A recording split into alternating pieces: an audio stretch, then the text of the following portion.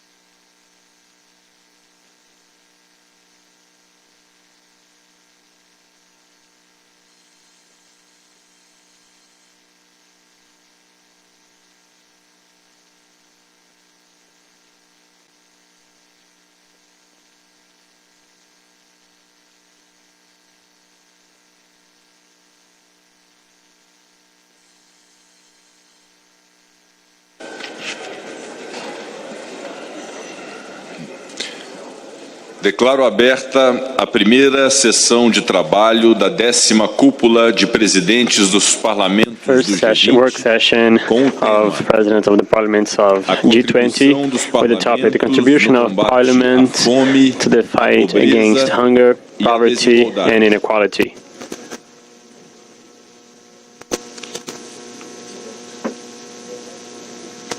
Convido a compor a mesa juntamente com esta presidência, a senhora presidente da União Interparlamentar, the President of the Interparliamentary Union, Tulia Axon.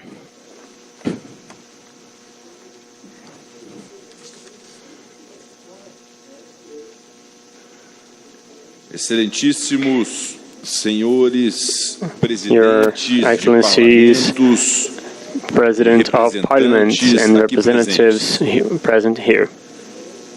A fome no mundo Hunger é in the problema world crítico is a e critical crescente. and growing Em problem. 2023, In a 2023, Organização das Nações Unidas the para a United Nations Alimentação e for Food and Agriculture apontou pointing out uma that em cada 5 one in each pessoas 5 em persons 59 in países 59 countries vive em live insegurança in alimentar, food insecurity, totalizando totalizing 281 milhões de 281 million pessoas people em risco. at risk. A taxa de insegurança alimentar aguda Food insecurity rate, acute food insecurity rate, went from 14% in 2018 to 21.5% in this group of countries, destacando o desafio de cumprir a meta showing the da challenge to Organização fulfill das Nações the Unidas target of the United Nations to eradicate hunger até 2030. by 2030. Globalmente, mais Globally, de 9% da população more than está 9% of subnutrida population is e under esse número continua a nutrition, aumentar. and this number is rising. Conflitos, crises Conflicts, econômicas, economical crisis, mudanças climáticas climate change, extremas extreme climate e a falta change, de políticas and the lack eficazes of effective são policies fatores que are intensificam factors that essa intensify realidade. this reality. Diante desse cenário Facing this alarmante, alarming o scenario, papel dos parlamentos the role of é parliaments essencial is para desenvolver soluções to develop e promover a solutions justiça and social promote e social and economic justice. Nesta sessão de trabalho, In this work session, discutiremos we will como discuss contribuir how to para contribute políticas inclusivas to inclusive que policies fortaleçam that a strengthen segurança alimentar, food a security proteção social, and also a redução social de security, desigualdades social e da protection, pobreza, the reduction of o inequality and auxílio poverty, humanitário e a humanitarian aid, and na produção sustainability de in the alimentos. production of food. O compromisso e a cooperação The entre commitment nações and cooperation among são nations fundamentais para is construir futuro sem fome, are key sem to pobreza build a future e sem without desigualdades hunger, sociais poverty, extremas, and extreme marcos social jurídicos inequality, que with efetivamente legal frameworks that enfrentem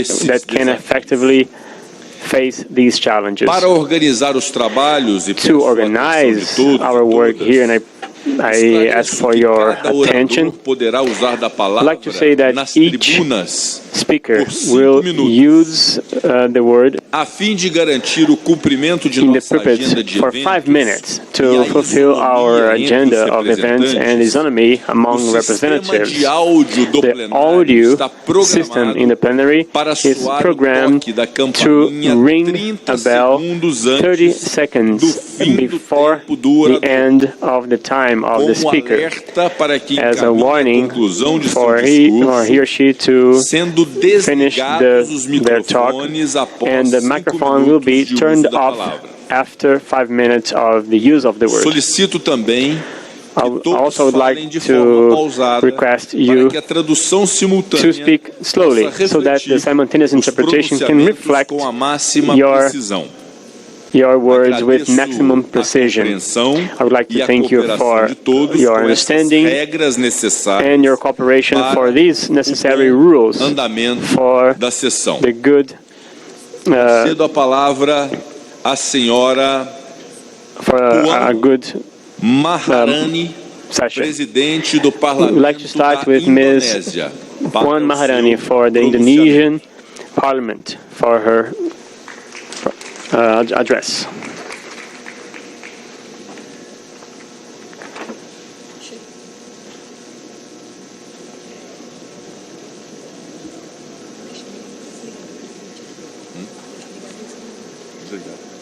President of the P20 Speakers Summit, speakers and leaders of the parliaments of the G20 member states and guest countries. First of all, I would like to convey my appreciation to the President of the Chamber of Deputies and the President of the Federal State of Brazil for hosting the P20 Speakers Summit 2024 in dynamic city of Brasilia, and for the hospitality extended to me and my delegation. Excellencies, various global crises have disrupted lives of the people around the world. The COVID-19 pandemic, economic instability, climate change, and ongoing wars and conflicts have increased food and energy insecurity. Nearly 700 million people, which is equal to 8.5% of the global population in the world, also still live in extreme poverty. We live in the age of rising geopolitical tension, wars, and conflict, perhaps the most dangerous time since the Second World War. In short, the world is facing a perfect storm. Rising geopolitical tension and major power rivalries have diverted the world attention from the poor. The global military spending reached 2.4 trillion in 2023 US dollar. It is equal to 2.3% of the global GDP. At the same period in 2023, official development assistance amounted to 223.7 billion US dollar, or less than 10% of the global military spending. While we know that international community has difficulty to allocate budget for climate finance and build schools, health facilities, and other development needs for developing countries. What happened in the world can allocate 50% of the global military spending, or around 1.2 trillion US dollar every year until 2030, to help the poor. This would bring big impact, and we will have a different world.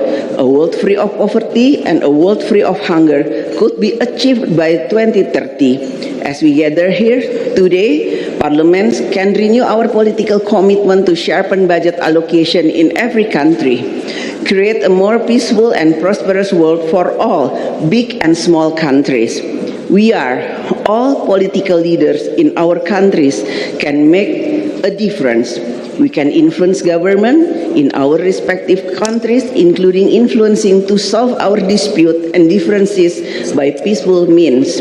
As the world leading economies, the G20 should be able to take bold action, lead by example to rectify the world focus and priority. Multiply crises in the world have demanded our attention at the same time. Therefore, it is up to us if we want to make peace, so we can alleviate poverty, fight against hunger, and resolve inequality. We should end war in Gaza, Ukraine, and beyond. We should implement immediate ceasefire in Gaza and provide humanitarian assistance. We should work to realize two-state solution. War and conflict are not unavoidable. It is a matter of political decision, whether we want to wage war or make peace. It is also a political decision whether we allocate more budget to buy weapons or to build more schools and hospitals in developing countries. Likewise, we, Parliament of G20 member states, must address the root cause of the intertwined issues of poverty, hunger, and inequality. At this time, the world has all resources.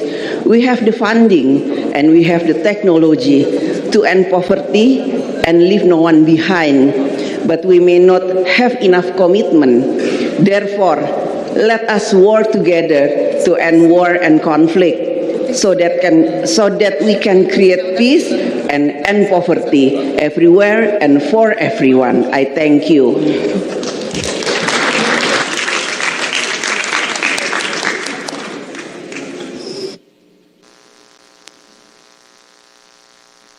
Agradeço a senhora presidente do Parlamento da Indonésia. Thank you from Indonesia. Now I'd like to hand over Numan Kutucu, President of the Turkish Parliament, for his pronunciation.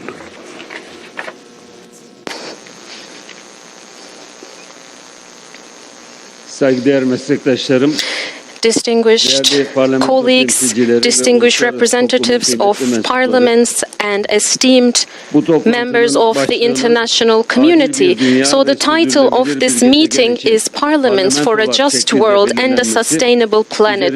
So this is a very carefully thought selection, and I'm very glad that this is the theme that we have today. And I would like to thank everyone, one by one, who have contributed in the organization of this meeting. Today, we are gathered here today, and the reason is to discuss important decisions about future and also to lay the foundations of a more fair order. In our culture, we consider common good as well known, and we exaltate goodness to the universal level. And this is a goal, and this is a joint responsibility for the entire humanity. So we consider this summit as an opportunity, and it carries a very deep meaning with the prerequisite that all the developments we see in the world are major crises. So we have to see our meeting as a platform to take important steps to how to build a future. Today, the world is grappling with various challenges caused by inequality, like poverty and hunger. Right now, in our countries and in the global scale, we are faced with major challenges and tests. And this makes it imperative for us, the entire humanity, to act in joint responsibility. So we have three main concepts. The first one is justice, the second one is welfare, and the third one is solidarity when it comes to hunger and poverty. So justice is the foundation of establishing peace. So we need to have a proper perspective to fight all kinds of inequality. So there are imbalances caused by those who act as if they own the world. And this has pushed millions of people under the hunger limit. But we are not owners of this world, but we are merely the trustees. And we have to act with a sense of justice and with a major responsibility. This is how we should be taking our steps. Those who act with a perspective, with a focus that they are only guardians of the world, only then they can come up with sustainable solutions and ensure lasting peace. Today, we are living in a world where even UN resolutions are not executed. This lack of responsibility also indicates the weakness in global governance. Unless we have a just foundation, we cannot have lasting peace. And unless we have peace, none of the countries in the world cannot have peace in their world. As we all know, instability does not only happen in areas with conflict, it impacts other areas as well.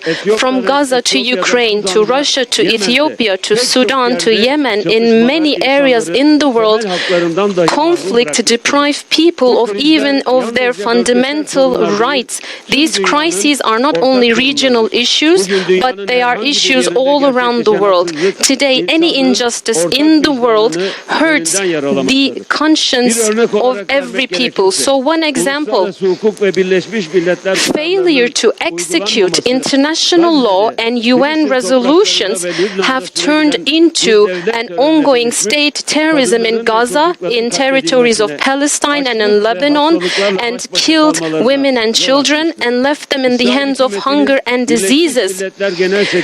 So Israeli government can declare UN Secretary General His Excellency Guterres as persona non grata, and they attack UNIFIL and UNRWA personnel, and this shows the clear need that we should be questioning the function of UN.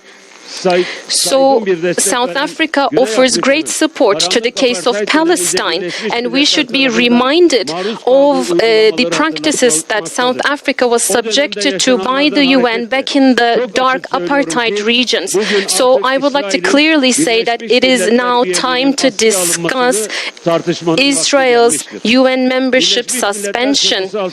Countries who gather under the roof of UN, they gather around the common good.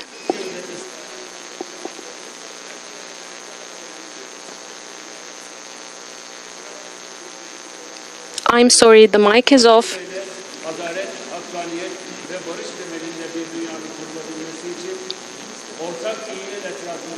So we have to go around common good.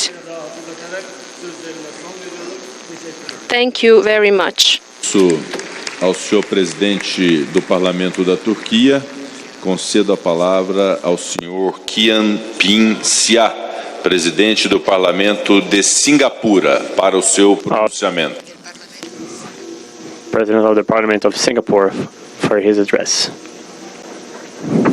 Excellencies, ladies and gentlemen, good afternoon.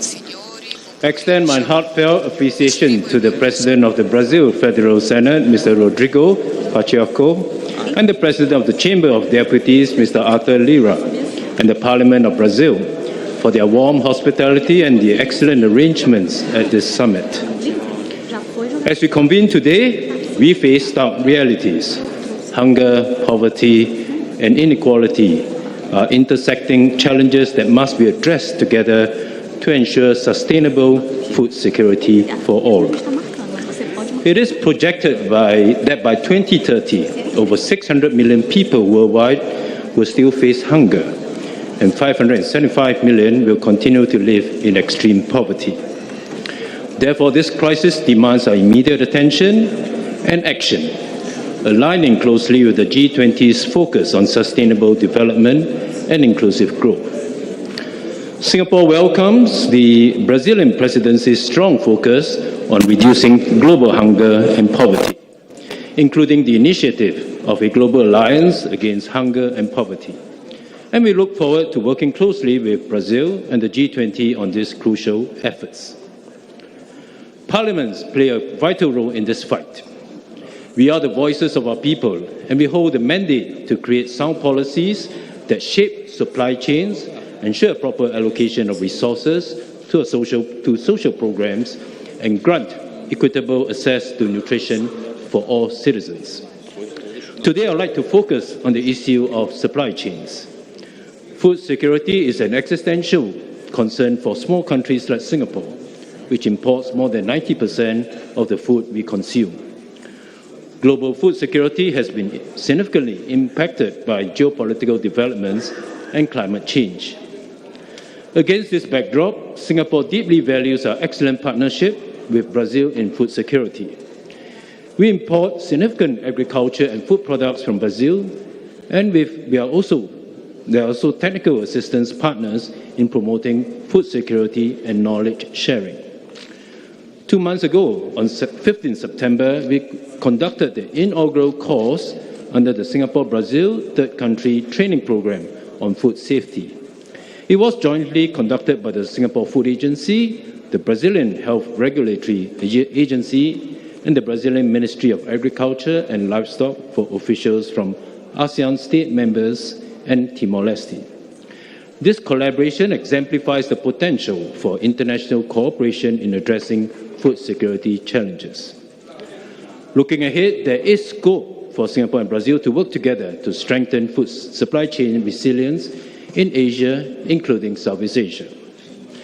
Given Singapore's strong logistics and distribution network in the region, we are well positioned to serve as a regional hub for transshipment and re-exporting of Brazilian meat, thereby strengthening the overall supply chain resilience. At home, Singapore is committed to building an inclusive and caring society where all citizens have equal opportunities to thrive and contribute.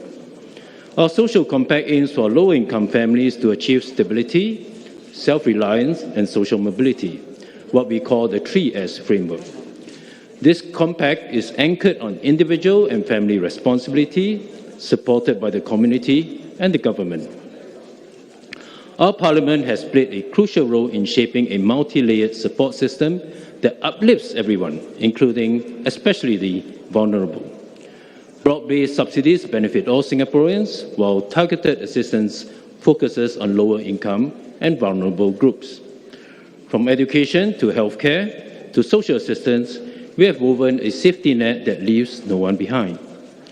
For instance, our Kids Start program supports low-income families with children up to 6 years old, laying the foundation for a strong start in life. Meanwhile, our progressive wage model uplifts low-income workers through skills upgrading and improved productivity.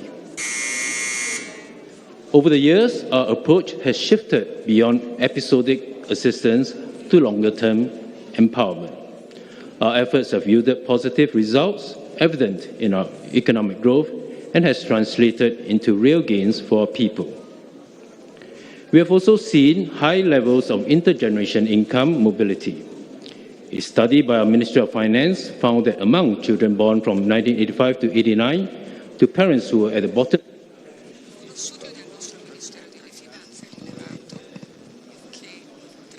Agradeço ao presidente I would do like to thank the Parlamento President de of the Singapura. Parliament of Singapore. Próximo The next one, orador é o senhor the speaker is Solomon Ngema, President from the lower house from the Equatorial Guinea.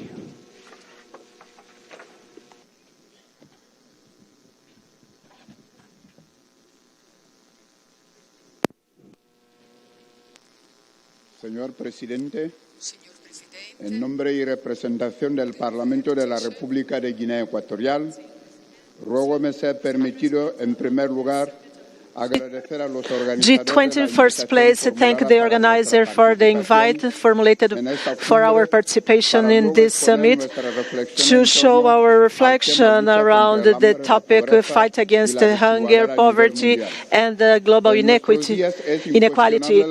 These days, it's not questionable what many citizens and families face in today's world, characterized by situations of malnutrition and social exclusion that are just arising with the insufficiencies of institutional action, but also it's extended due to the armed conflicts, the economic crisis, extreme climate events, and other causes that are happening in many places in our planet. This situation of global concern is it's enough to believe in all the reports issued by the United Nations. Those that shows that today the number of people that are fight against the poverty have increased, not only due to the climate change, but also by the wars that are in place in many latitudes of our planets. The same way, the problems of inequality still persist in our society, even though with all the programs we have to fight against it. It's true that in many countries we observe some practices against people according to its race, gender, social status, nationality, and social level. And in the light of these scenarios, the competent agencies of United Nations, the governments, and the public powers of the whole world have adopted actions to fight against these problems. So those who assume the parliaments, because they are the representatives of people in general, and those that have the sovereignty of the people, face this disease, these characteristics. This cannot remain aside to search for solutions. The parliaments must promote a fair world, a sustainable planet, providing its contributions in the solutions of problems, defining policies that ensure the food safety, food and nutritional safety of those people, with the role of political supervision, accountability, proposing legislative initiatives and approval of bills, and of course in this direction. The Parliament of Equatorial Guinea is supporting all the effort to eradicate hunger hunger, poverty, inequality in the national level, supporting all the policies of the government in the sense with the approval of a budget for social expenses, agriculture, fishing and environment in the bills approved and in the general budget of the government that is submitted annually to the Parliament to be considered. Thank you very much.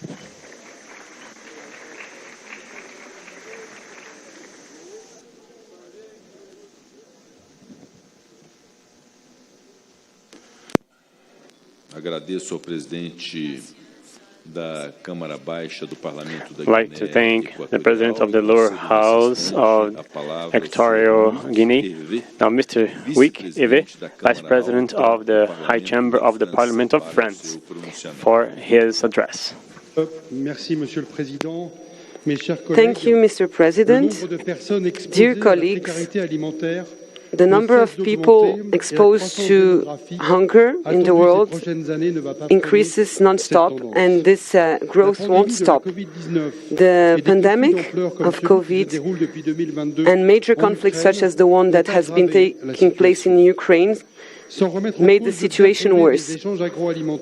Without questioning this production of agriculture that have a consequence on states to ensure their food sovereignty, to guarantee their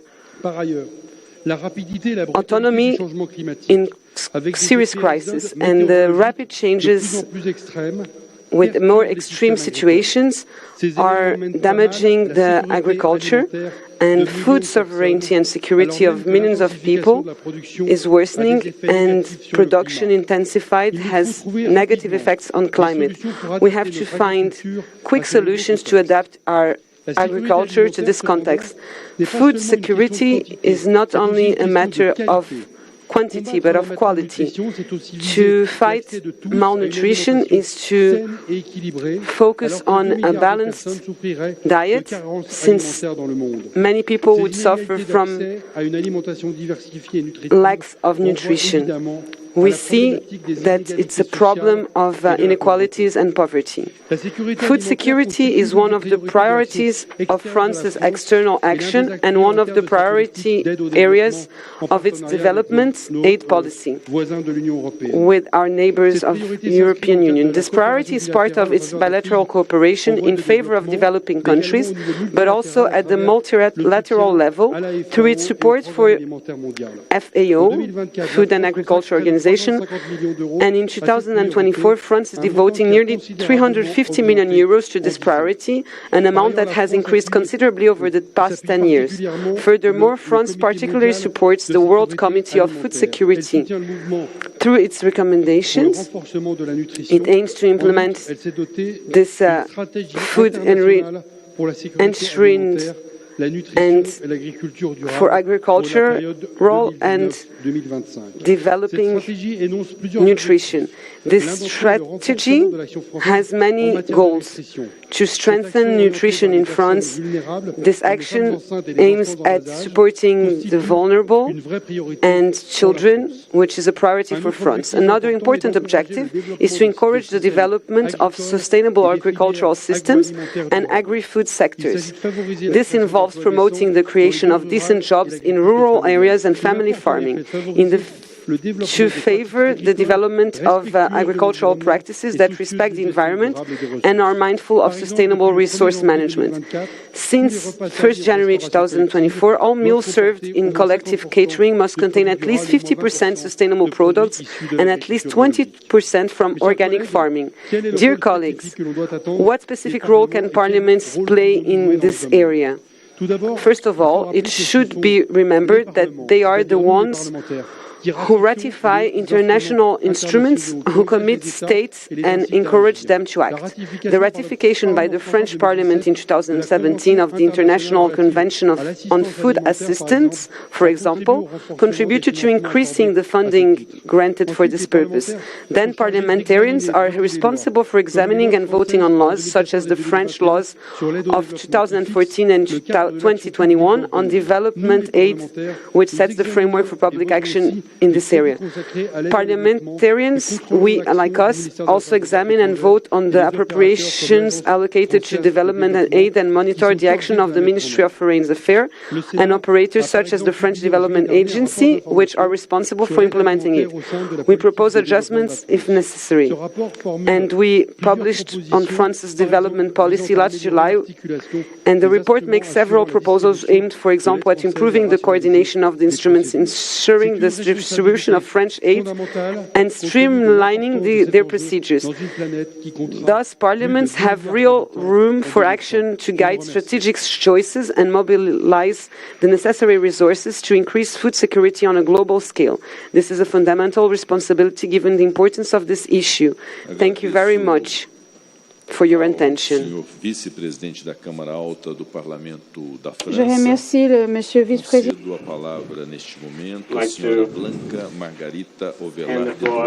And the floor to Ms. Avelar, President of the International Organism, for her address. Muchas gracias. Buenas tardes. Thank you. Good afternoon. The President of the Parliament of Brazil said to us tomorrow that the G20 produces 80% of the wealth of the world and 75% of the business, the trade in the world. Here in this room, in this event, dear colleagues, members of Parliament, we have the political strength that can change the history of the human being, because living with being hungry in a world that produces so many food, it's a scandal, and it's impossible to accept to live in so poverty conditions. It's hard to see the human being live in this condition and the human dignity, and it happens daily, and we cannot make it normal in our mind, and it cannot be only an information or statistics that sometimes we even hide these numbers. So the hunger level in the world have reached an historical record. And last years, the number of people in the severe hungry situation have duplicated in Americas and Caribbean region. The specific situations that are alarming, where 22% of people from South American, Latin American, Caribbean do not have the resources enough to have a healthy diet. Food safety, it's not only about to produce food enough, but to ensure that this food reach every people, every person in the world. Currently, the food unsafety reach people in a non-proportional way for those that are in a poverty situation in rural areas, migrants, indigenous people, among other traditional people that live at the margin due to the inequality, economic inequality, and also its stigmatization.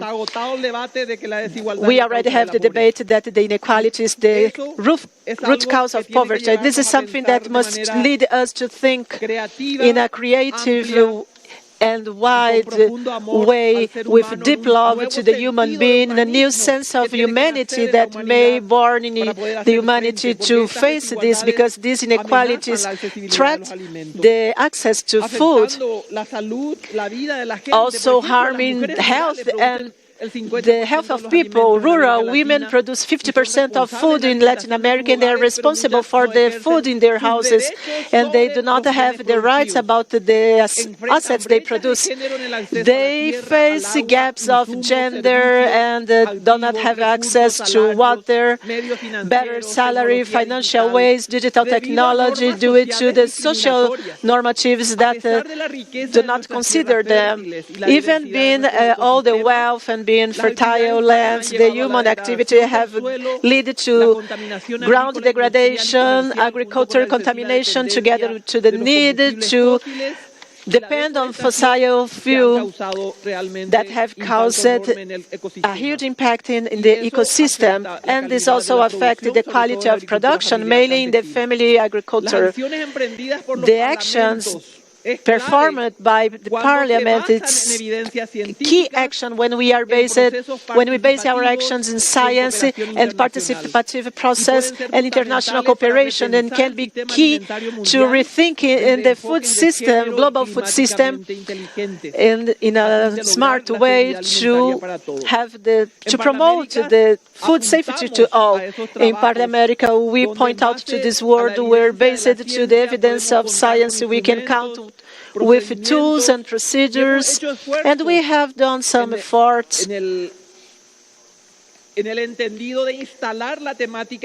what we understand to install these topics, to approach this. In the statements we did in the organization of our climate change network, we have recognized that the actions done by parliaments, when are based in scientific evidence and participative process, can be very important. This is why we believe, dear Parliament colleagues, this is a very sensitive topic that not only may be in the agenda of the events, but also give substantive actions to find a world without hunger. Latin America feeds half of the world, and we have problems with food. It's unacceptable. And here is the time, and her microphone was closed. I thank the President of the Parliamentarians, and I'd like to hand over to Fabiana Martins, President of the Mercosul Parliament, for her speech. Dear colleagues, ladies and gentlemen, as a president of the Mercosul Parliament, it's a great honor to be here with you, sharing all these experiences. And I regret that we are talking about, again, these crucial topics like the hunger, the absence of the social balance. And it's time to have the determination and the self-criticism of how to face hunger, poverty, and inequality. The numbers that we have from FAO, they are alarming. In 2021, we have around 712 and 750 million people in hunger in global terms. And this has increased because of the pandemic, the wars, and also the climate changes. For the 2030, we project 650 million of people that will still face this crisis. But there are realities that we still see from 2015 up until today. And we have gathered together for five times a year, and we still see numbers that we are above the limit of the 2008 year, which was the biggest limit in the whole history. And this invites us to reflect and to see that there is something that we didn't do well. There is something that's not coming out well. There is an action that clearly is not the correct one, or it's not providing the proper outcomes we are expecting. So we have to face this critical challenge. And the numbers are much more than statistics. They represent millions of lives, millions of histories of pain. It reflects the devastating impact of the inadequate policies. As a representative of our people, we have the responsibility to change the scenario. The report from the UN shows us that we have gone back to 2008 in our numbers, and this is unacceptable. It's urgent to understand that hunger and the food insecurity is not the consequence of external factors alone, but they are the reflection of the political decisions. The world is producing enough food, as the Senator has mentioned so far, to feed all the population in the world, and we are still committing mistakes. What are our mistakes? And in the worst case scenario, who is responsible for that? The bad distribution and the access to the equality is perpetuating the hunger. And in this context, it's fundamental to highlight the role of the Parliamentary Front against hunger in the Parlasur. And in our front, in the Parliamentary Front against the hunger in the worldwide level, has more than 500 legislators, and with a very strong women leadership. And our Parliamentary Front, that's being led by young parliamentarians that accept the experience of the more experienced parliamentarians. They decided to territorialize the actions in a way that they can generate the policies in a more feasible way. And if you don't act for the 2030, more than 582 million people will keep on being chronically unfed. And this is something that can happen in the future. It can concretize in the future. And if you don't do actions in 10 years, and we come back to talk about the same things, we require and we demand to have a genuine commitment to have the eradication of hunger. And when I talk about genuinity, it's that we have to have the humility to know as parliamentarians that we have not done something of good in 10 years. And to conclude, I would like to share with you and to invite you to actually try to look for the ways to achieve the outcomes and to analyze why we are not getting to that. And the Parliament of Mercosur will always call to these type of topics. We need to talk about them, and we are aware of them. And I just leave you the invitation just to conclude, because I invite you to rethink the way that we actually can help the inhabitants in the world that need the most, and not only the possibility and the intention of having long conversations. Thank you so much. I'd like to thank the President of the Mercosur Parliament, and I'd like to reiterate to all delegation representatives that the rule of this session, as regards the time, is 5 minutes, defined for each speaker, so that everyone will have the same time. 30 seconds before, there will be a ring to warn you that you have 30 seconds left. So I do ask that you observe the time. It is a way to treat everyone equally. Now I'd like to hand over to Mr. Alejandro Ismael Murat Hinojosa, member of the upper house of the Mexican Parliament.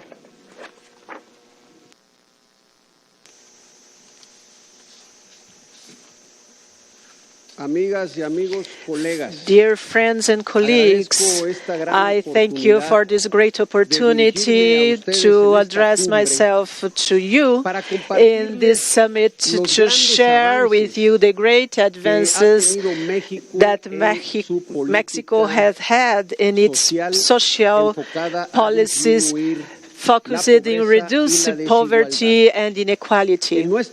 In our country, the President Claudia Sheinbaum have identified as Mexican humanism that in few words can be reduced to 3 P's. The first is the progress, but a shared progress. The second P, it's linked to planet, and the third P, it's linked to people.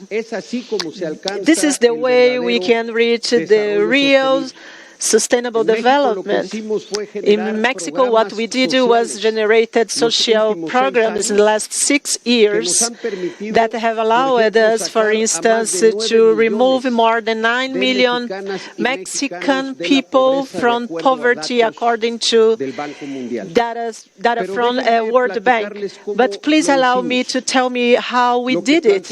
What we did firstly was to ensure through universal pension programs, for instance, to adults,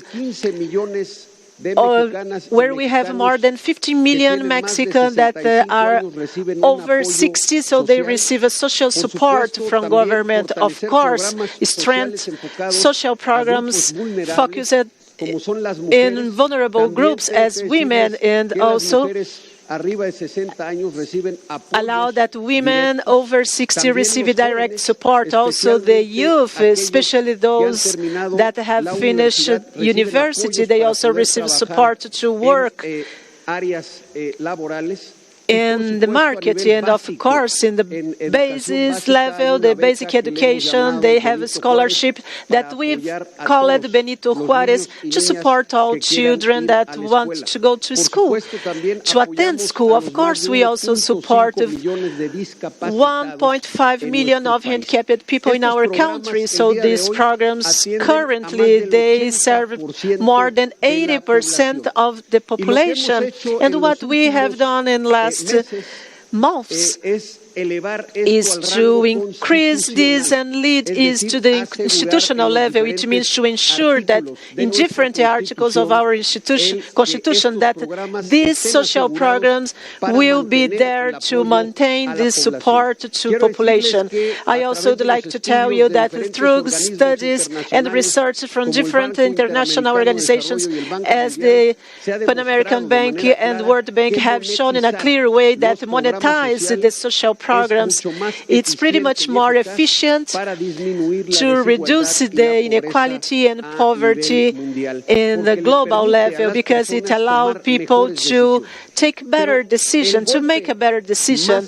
But the most important thing in public policy was linked to the wage raise in my country. I would like to share with you that the former President Andrés Manuel Obrador have raised the minimum wage in more than 100%. And this information, this data, of course, are those that have allowed Mexico today to have the reduction, the biggest reduction in poverty, moving from a country with 60% of poverty to 40% of poverty in our country. Of course, we still have challenges to face. We have challenges ahead. And the President, Claudia Sheinbaum, have also ensured that next month she will also lead it to a constitutional level, giving support to the youth for high school, so they will also receive the necessary support and attend school. In few words, just to conclude, the historical inversion of 2.3 billion pesos, 80% of population in Mexico receives social support, and the World Bank have recognized that we have reduced the poverty in more than 9 million Mexican citizens. Thank you very much, colleagues. I'd like to thank the representative of the upper house of Mexico. Now, let's listen to Ms. Noneli Noatrit, Vice President of the lower house of the Parliament of South Africa, for her address. Honourable presiding officers and colleagues, various challenges posed by violent conflicts, geopolitical tensions, and the recovery from the COVID-19 pandemic are hindering our achievement of the Sustainable Development Goals. The 2024 Global Multidimensional Poverty Index reveals that out of 6.3 billion individuals worldwide, 1.1 billion are experiencing severe multidimensional poverty, with more than half of them being children. Frequent deprivations globally encompass insufficient housing, sanitation, electricity, cooking fuel, nutrition, and school attendance. Progress in poverty reduction have been set back by conflicts that have been intensifying in recent years, pushing millions of people into humanitarian crises. According to the Global Peace Index 2024, 97 countries experienced a decline in peacefulness, the highest number since the index was created in 2008. These findings call for urgent global action to prioritize conflict-affected settings to ensure that no one is left behind in the pursuit of poverty eradication. They also imply the need for serious and sustained efforts to prevent further conflict from shattering crucial infrastructure, consequently rolling back progress and ballooning the cost of development. The G20 must collaborate with the international community, notably the United Nations, to offer tailored assistance, reconstruct disrupted systems, and establish avenues for those significantly affected by conflicts. Regarding food security, I welcome the upcoming launch of the Global Alliance Against Hunger and Poverty, as initiated under Brazil G20 presidency at the G20 Leaders Summit in Rio de Janeiro later this month.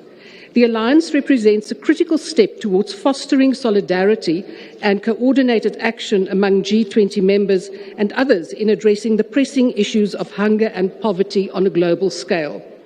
G20 parliaments will have important contributions to make through their lawmaking, oversight and appropriation mandates towards making this alliance truly impactful.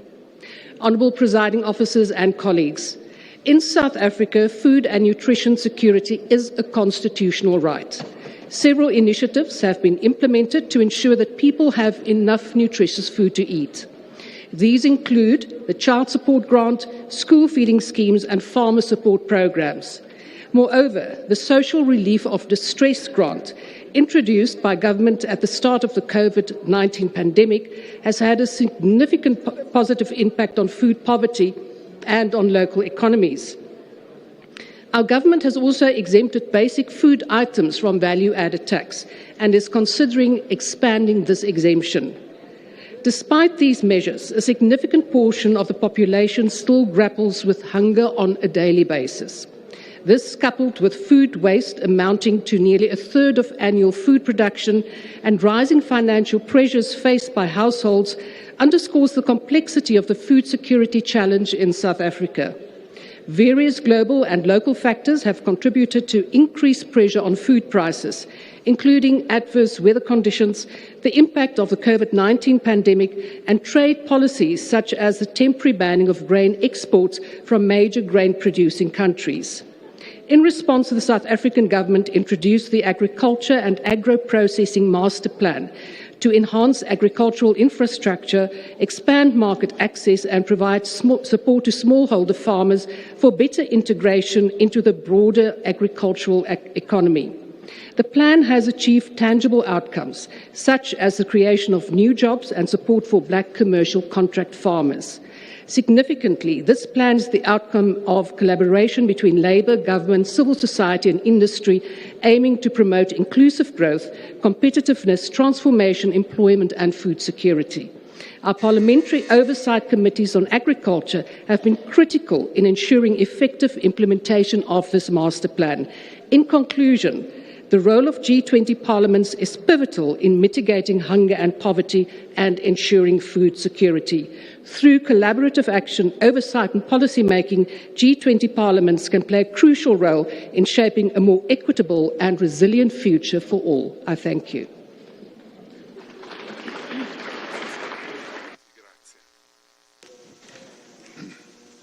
I would like to thank Ms. Vice President of the lower house of the Parliament of South Africa, and I would like to hand the floor to Ms. Licia Ronzulli, the Vice President of the upper house of Italy. Presidenti, collegas, we are here today to speak about one of the most severe crises of our time, a huge challenge we can no longer ignore and that we have to face at global level, like the 2030 Agenda, the sustainable development, the elimination of extreme poverty, and any kind of malnutrition to guarantee food security to all. We're still far from achieving these goals. Today, around 800 million people in the world still suffer chronic hunger, among which millions of children that don't receive the nutrition they need to grow healthy and strong. This tragedy increases every year, and to aggravate that, we have an increase in food prices, in the disruption of supply chains. Hunger is not only about food, it also has devastating consequences for health, for hygiene, for access to water. And as we speak, climate change is making the situation worse, creating uncertainties and instabilities. In order to achieve the zero hunger goal, we need to transform the food systems to make them sustainable and just. We have to implement concrete policies that will improve food access, that will face the root causes of food insecurity. So, what can parliaments do to achieve those goals? Concrete proposals such as laws to reduce inequalities. That means to approve or enact legislations that guarantee equal opportunities, that provide companies with instruments to guarantee jobs. In Italy, we are moving in that direction. In the first 2 years of the new legislature, 20% of the laws enacted regarded economy, environment, agriculture. Italy considers food security a priority in its foreign policy. We carefully look at Africa, where the food crisis is especially dramatic. It is not by chance that the Italian Senate, which I have the honor to represent here, hosted an Italy-Africa summit where the strategic partnership with the Italian and African partnership was discussed, and also Mattei Plan, which will favor the cooperation, the reduction of inequalities in the African continent, which is often the origin of sufferance, of migration. The Mattei Plan intends to develop the resources and potential of Africa in a just and sustainable way. During the G7 under Italian presidency last June, food security was a priority in the discussions. We should not forget that extreme poverty forces millions of people to live under $2 a day, and that is not only an economic matter. It is a moral failure. Every person deserves to have access to whatever he or she needs to live with dignity. In order to reduce poverty, we have to reduce the territorial disparity and invest in modern infrastructure and basic services. In order to face hunger, we have to work together. Governments, parliaments, international organizations, the private sphere, and the civil society. International cooperation is essential to share resources and best practices. And it is also the time to encourage the private sector and sustainable resources that can make a difference. We can leave no one behind, and each one of us plays a crucial role in this path. Thank you. I would like to take the opportunity to thank Presidents Pacheco and Lira for the excellent organization of this forum, and especially thank the interpreters who allow us to follow the discussion in all the languages. Thank you.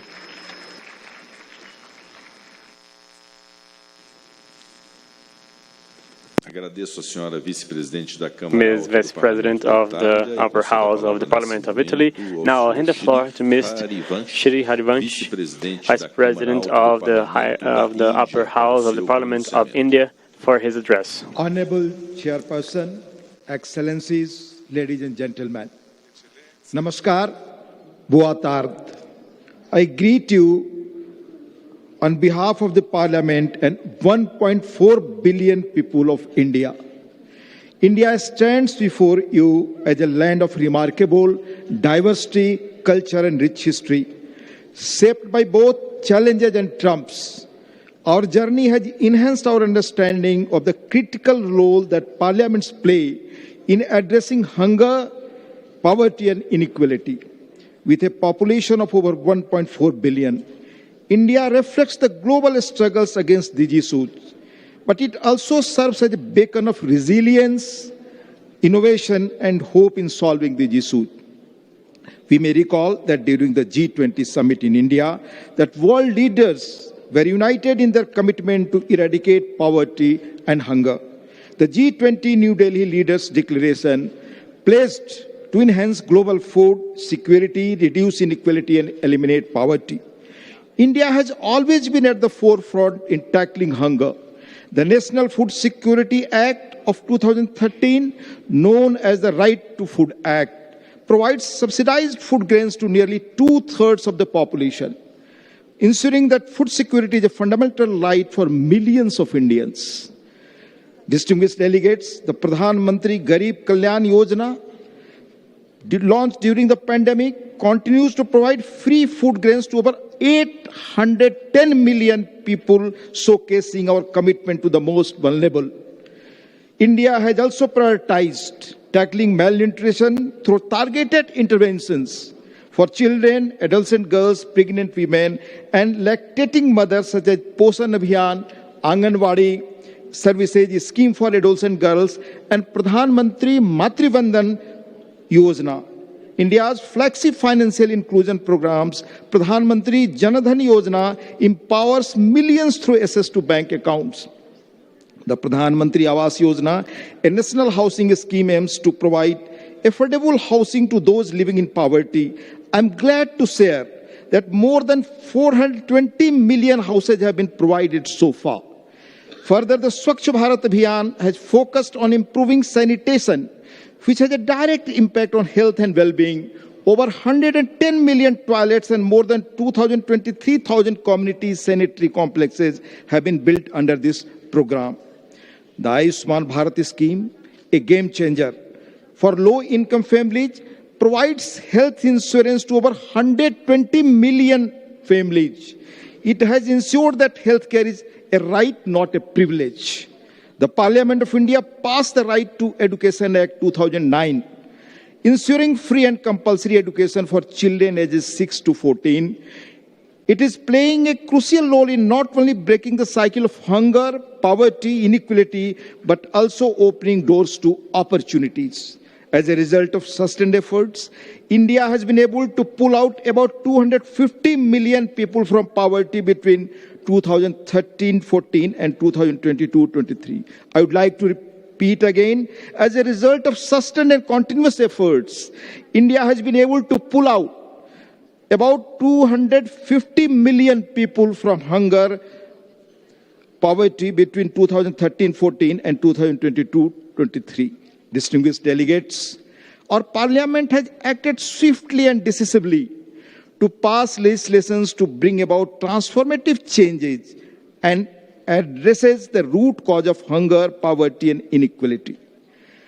Parliaments must ensure adequate funds for such programs and transparency in their implementation. Budgetary oversight mechanisms and parliamentary committees play an essential and crucial role in this process. In India, the Public Accounts Committee and the Estimate Committees are pivotal in ensuring that benefits of public services reach their intended and targeted beneficiaries. The Indian Constitution guarantees equality and non-discrimination. The provisions like reserved seats for scheduled castes, scheduled tribes, and women have played a crucial role in enhancing their representation. Distinguished delegates, India is committed to sharing its experiences and learnings with others and working together to address our common challenges. I congratulate the Congress of Brazil for their excellent leadership and arrangement of the P20 process.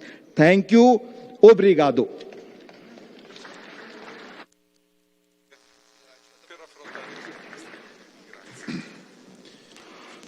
I'd like to thank the Vice President of the Upper House of the Indian Parliament.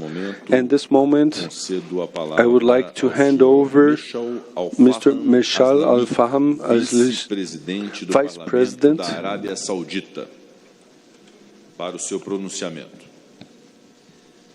شكرا معالي رئيس الجلسة، أصحاب السعادة، رؤساء وأعضاء الوفود، الحضور الكريم.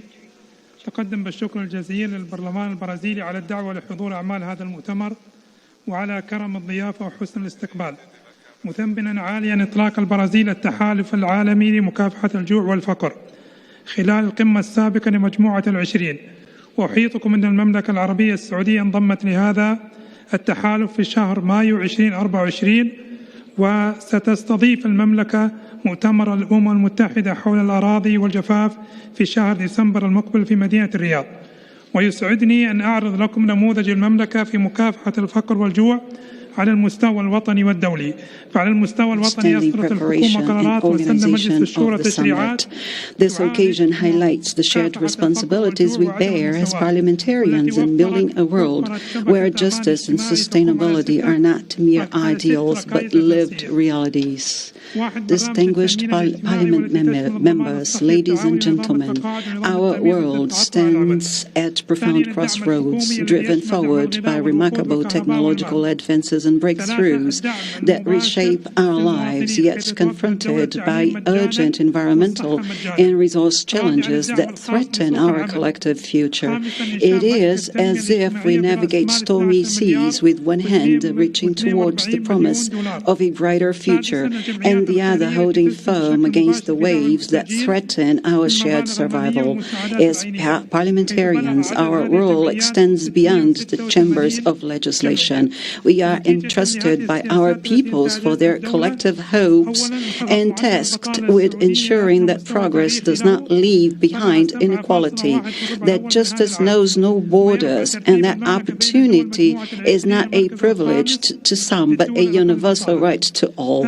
Together, we need to ensure that our chase for innovation complements with our duty to protect and preserve the planet that sustains us. Considering this, the urgency of our mission becomes even clearer when we consider the hard environmental and climate change facts.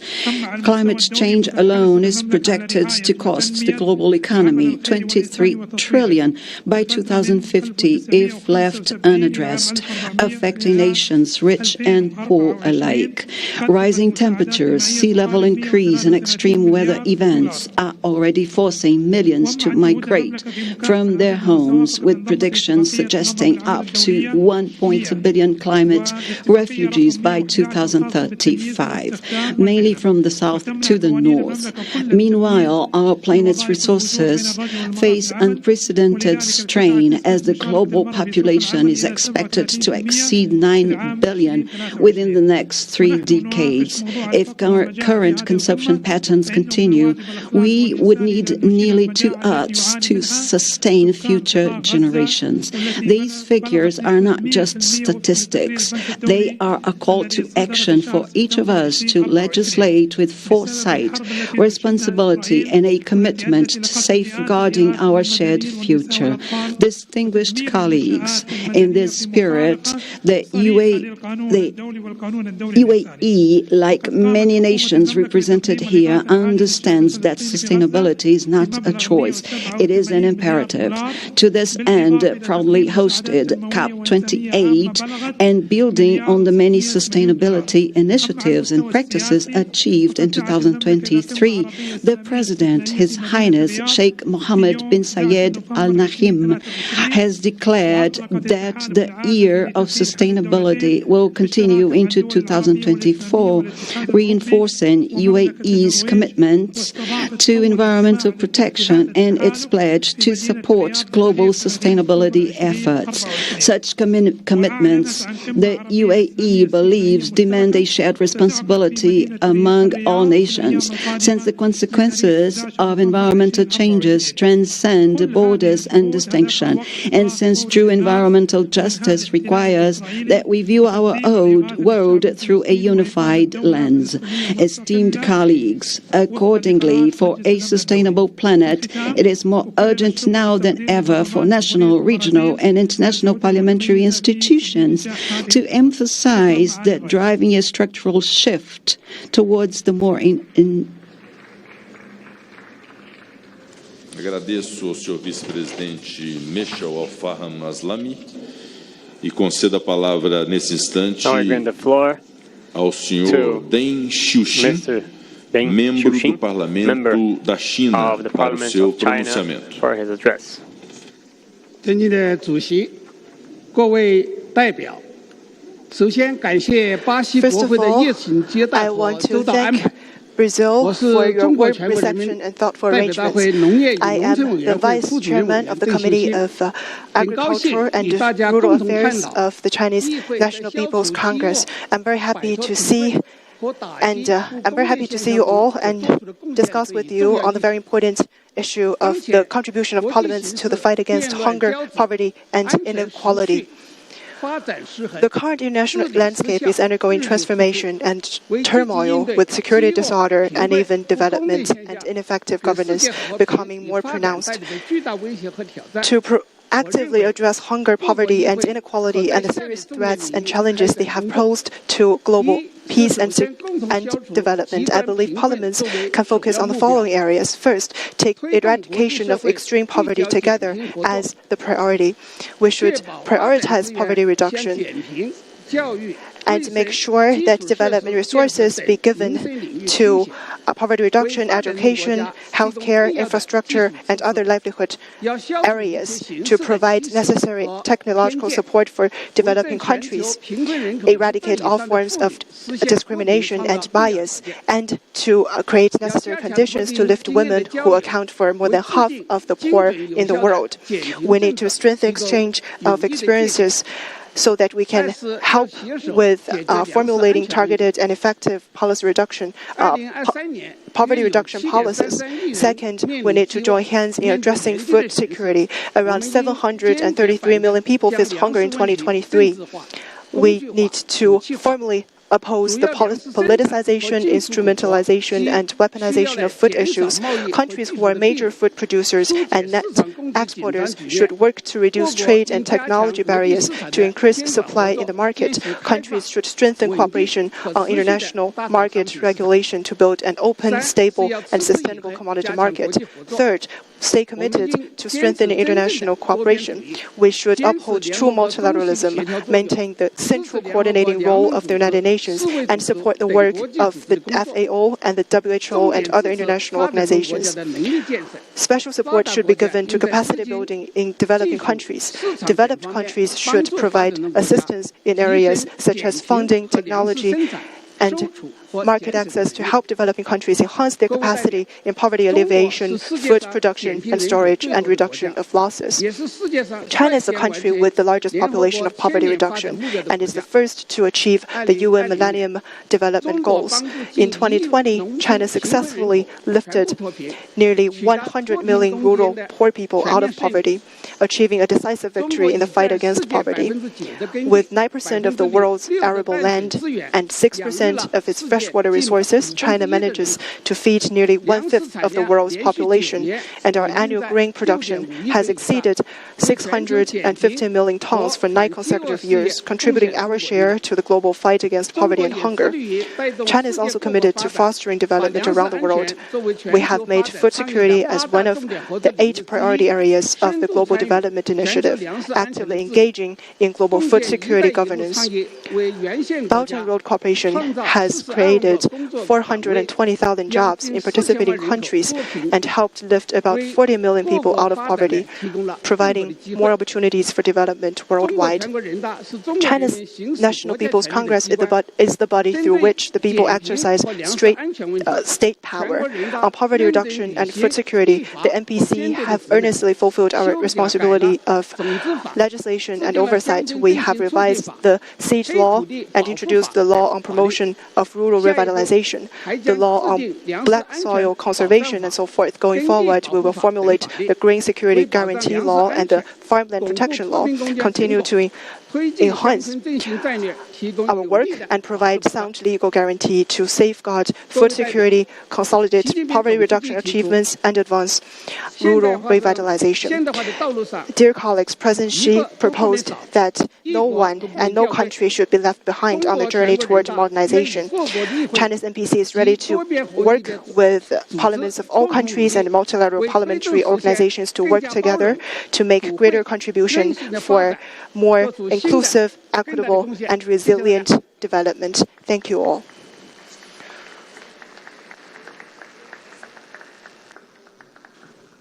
I'd like to thank Mr. Deng Qiuxin from the Parliament of China. Now we're going to listen to Lord House of Liverpool, Vice President of the Upper House of the United Kingdom. I would like to thank by starting our hosts for their leadership, their warm welcome, and their hospitality. Dear fellow parliamentarians, across the world, acute hunger is at a 5-year high, with over 280 million people in need of emergency assistance, and catastrophic famine risks increasing, particularly in areas where there are conflicts. But this is just the tip of the iceberg. There are around 733 million people, and that's 1 in 5 in Africa, facing hunger and undernourishment last year. And almost 1/3 of the people in the world are unable to afford a healthy diet. Climate change exacerbates this problem, leading not just to crop failures, but also it has a detrimental effect on the nutritional value of crops. We see increased extreme weather events, with flooding at one end of the scale, as we saw in Spain last week, and at the other, drying rivers and waterways that are depleted of their fish, as we have seen in some of the tributaries of the River Amazon.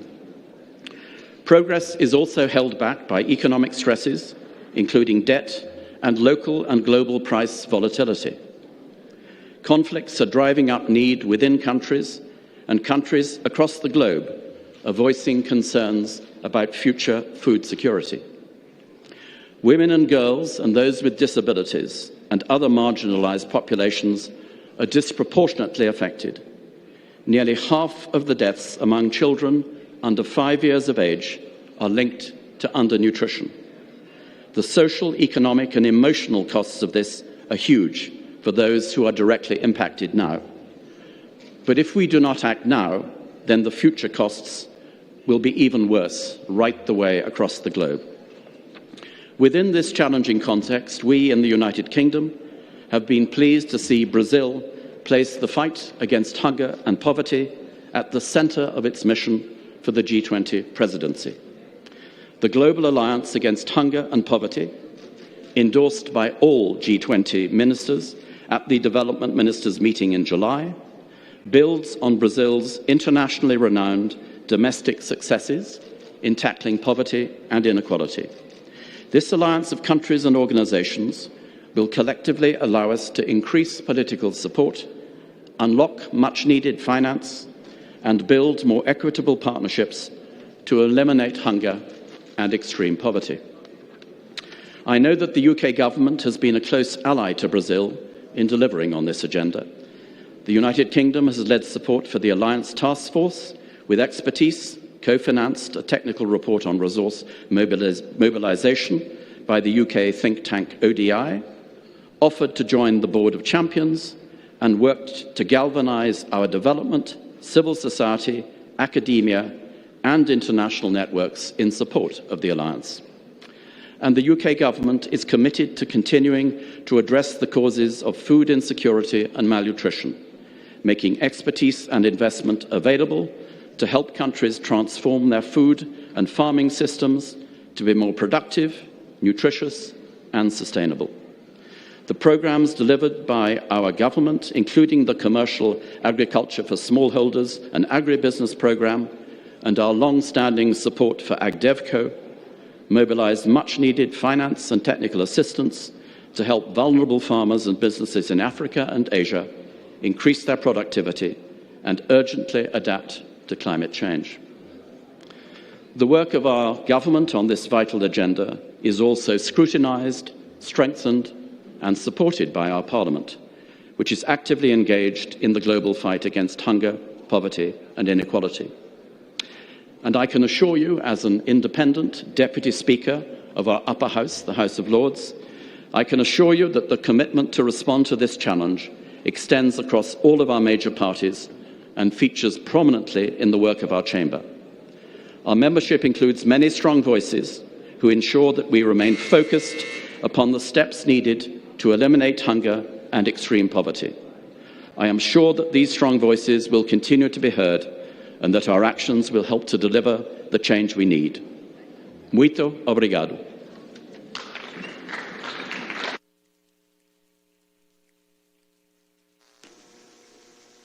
I'd like to thank Mr. Vice President of the Upper House of the Parliaments of the United Kingdom. I would like to hand the floor to Ms. Julieta Villalpando Riquelme, member of the Lower House of the Parliament of Mexico, for her address. Thank you so much, Mr. President. Good afternoon, all my dear colleagues. I would like to highlight the commitment of Mexico to combat the inequalities of gender and also to promote the economic autonomy of our women. The Chamber of Representatives has impulsed some initiatives to eradicate the salary gap that we have between the genders. And in our country, we have 100 pesos that one man earns, one woman is going to earn 65 pesos. And this is only possible because of the recent approval of the reformations that have the legal framework in the Constitution for the social programs, making that to be a right for these women. And then these programs not only include the gender perspective in their institutional design, but also include specific policies as the pension for welfare of women. This is a transfer economic program for women 60 to 64 years old that will decrease the gap of salary because of the gender. And I would like to share that now that we have this large dress, because we have for the first time a woman ahead of the presidency of our republic, Dr.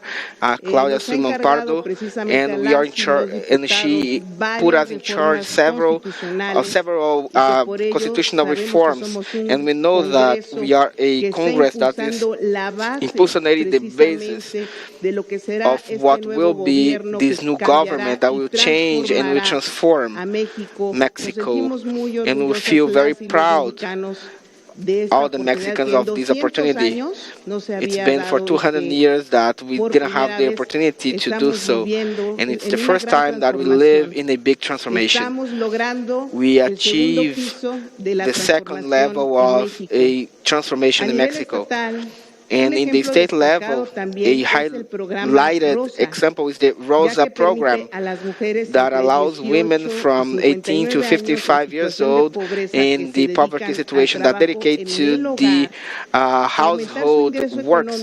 It allows them to increase their economic income by the economic and activities that contribute to improve the situations.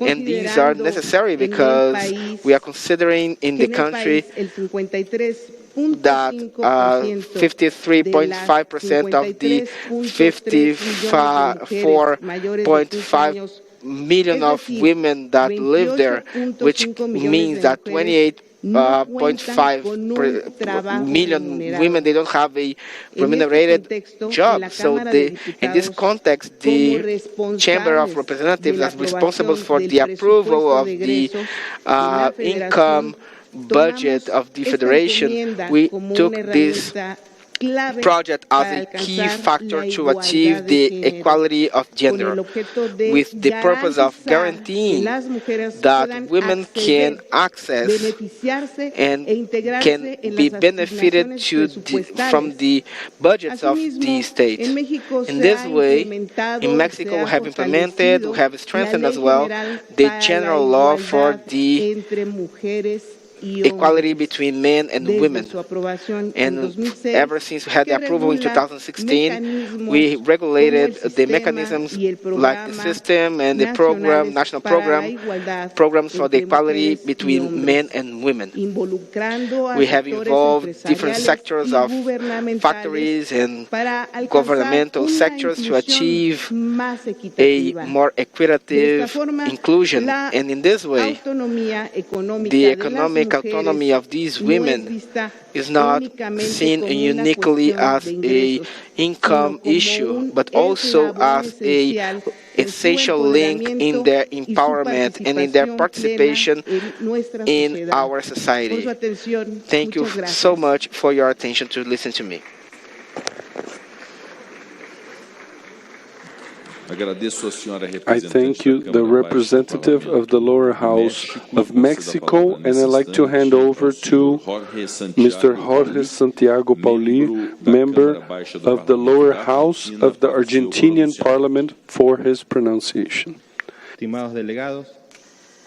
Dear delegates, about the conflict mentioned previously, I'd like to tell you that Argentina confirmed firmly, as we did, we condemn all the terrorist attacks that Israel has suffered, a country that is a model of democracy, and we also support its right of defense and the human rights. About the panel, we are now fight against poverty and hunger. It's in our agenda. The story of the human being, it's there to improve our life, and we live in a capitalism.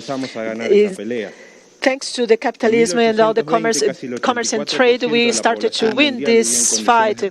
And 80-20, we have people and a percentage of people that was in poverty, and it was reduced, and it was not international policies that have provoked the poverty in the world, but the fomentation of tasks, the investments, savings and local investment. On the opposite, as Argentinians, we know by our experience, when government and legislators wanted to address the economic development, they just create more misery. The problem is not inequality, the problem is the poverty. It's not about take from those that have more, but make that all progress. Unfortunately, most of the time, politicians may think that they know more than society, and they legislate attacking the freedom of people just to get the results that harm everybody. This is what Hay here was talking about, referring when talking about arrogance. We have more than examples in Argentina. Legislation to fix prices of food, to limit the internal and external trade, and deficit in the budget, reduction of an investment of money to foment collectivism policies. In the past, we punished the only sector that can help us, the private sector. As legislators, we may stop thinking that we may have provoking economic change, but we may start to think that we have to defend the right of people, right to property, to life. In this way, we will allow the private sector to do what they do best, to produce, to create jobs, and being the engineer of a society that develops each time more and more. Legislators of this required to be humble, know how to legislate, and understand how the world works. But the same way society have prospered in the past, they can also do it again this way. We all here have the same wish: eradicate poverty and hunger in our countries. We just have to agree and think what's the best way to do that. Thank you very much. Agradeço ao senhor representante da Câmara Baixa do Parlamento. I'd like to thank the representative of the lower house of the Parliament of Argentina. I'd like to address to the plenary that due to the address of Mr. Michel Al-Fazlami of Saudi Arabia, there was a mistake in the content of the translation of the simultaneous interpretation for the members of this conference, in a way that this conference would like to ask His Excellency, the Vice President of the Parliament of Saudi Arabia, to come back and have your address again to guarantee that the translation of the content of your address with تقدم بالشكر الجزيل للبرلمان البرازيلي على الدعوة لحضور Speaker. كرم الضيافة وحسن الاستقبال. I would like to extend my thanks and gratitude to the Brazilian Parliament for the invitation to attend and participate in the works of this conference, and for the hospitality and warm welcome. Also, I highly appreciate the launching of the Global Alliance Against Hunger and Poverty by Brazil during the previous summit of the G20. The Kingdom of Saudi Arabia joined this alliance in May 2024 and will host the UN conference on land and drought in the upcoming month of December in Riyadh City. I am pleased to present to you the model of the Kingdom in combating hunger and poverty on the national and international level. On the national level, the government has issued resolutions, and the Shura Council has enacted legislations that address hunger, poverty, and inequality, which provided a social security network based on 6 main pillars, which are: 1, the social insurance programs, which include the cooperative health insurance, the pension law, and laws of unemployment insurance. 2, the governmental support, which includes food, fuel, water, and electricity support, and others. 3, the direct support for citizens, which includes free education from kindergarten to university, healthcare, the Citizens Account Program, housing support program, educational programs, shelter care programs, and special needs care programs. Moreover, the custodian of the 2 holy mosques directs every year the disbursement of the month of Ramadan aid to the social insurance beneficiaries, $802 million. 4, the special support for labor market, which includes wage protection program, employment support program, and the job seekers assistance program. 5, the establishment of the Social Development Bank with a capital of $12.42 billion. The total financing of the bank in the first half of this year, 2024, reached $1.2 billion, benefiting 70,000 citizens. 6, the number of charities that contribute directly to the process of supporting the needy has reached 686. As a result of implementing these policies, the unemployment rate reached its lowest record in the history of the Kingdom at 7.1% in the second half of this year, 2024, which puts Saudi Arabia in the first place among the G20 countries in terms of low unemployment, according to the report of the International Labour Organization that was published last April.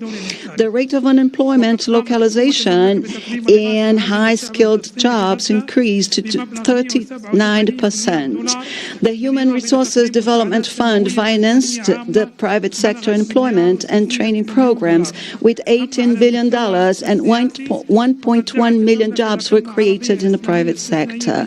The number of small family businesses or productive families benefiting from the Social Development Bank increased to reach more than 177,000, which sales volume of more than $3.46 billion.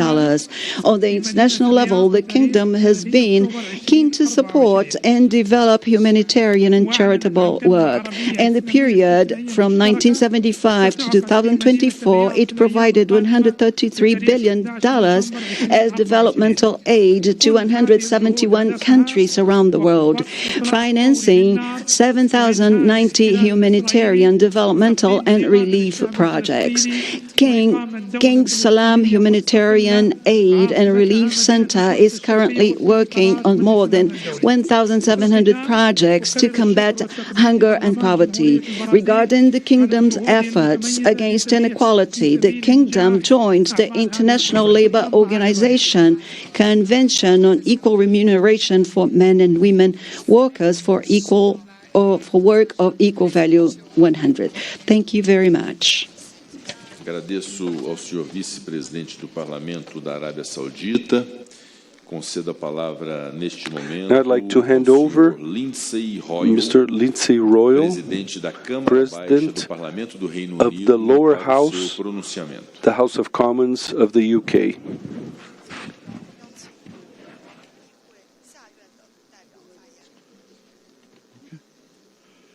Can I first of all say what a pleasure it is to be here with colleagues from parliaments across the P20. Can I thank Mr. President and, of course, Parliament of Brazil for giving us such a warm welcome. And it is a privilege to be here in this wonderful Parliament. But can I also say from the outset how pleased I am that we participate in global grouping, which contains not only sovereign states, but the European Union, the African Union. Together, we can achieve so much. It's important for all of us that everyone, wherever they live, have access to food, resources to live with dignity, and the respect to maintain that dignity. Inequality corrodes society. But though there is an agreement that these problems must be tackled and tackled urgently, at least in the United Kingdom, we have acknowledged that the fine details of policy are fixed at government level. That does not mean that Parliament and the House of Commons is in particularly powerless. A government which did not command our support would not remain in power for very long. But it does mean that our power is indirect. It depends on having committed, knowledgeable MPs who speak to their colleagues. It depends on people able to make a case for change, on having structures which allow them to be effective. And I've got to say, I'm pleased to say the House of Commons, we have mechanisms that are making sure that government has the focus on the global fight, has to report regularly to Parliament on what it's doing, to listen to the voices of parliamentarians. And that's why it's so important. Successive governments have failed to reach that target. But when they do, they face political consequences.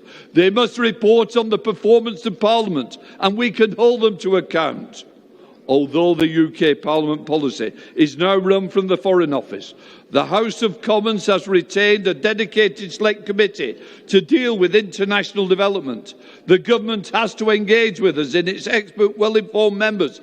It cannot ignore the committee reports. The committees is focused on issues which are under discussion today. And other committees in our Parliament discuss these issues too. The government is obliged to respond to those committees. I've got to say, it is now upon us all, as I look round the room about the nations coming together. The P20 is there. We should say to each other, what shackles can we remove from countries? The shackles of poverty is there because of the extortionate financial crisis that we place on the poorer countries. So please let us work together. Let us take those financial shackles away.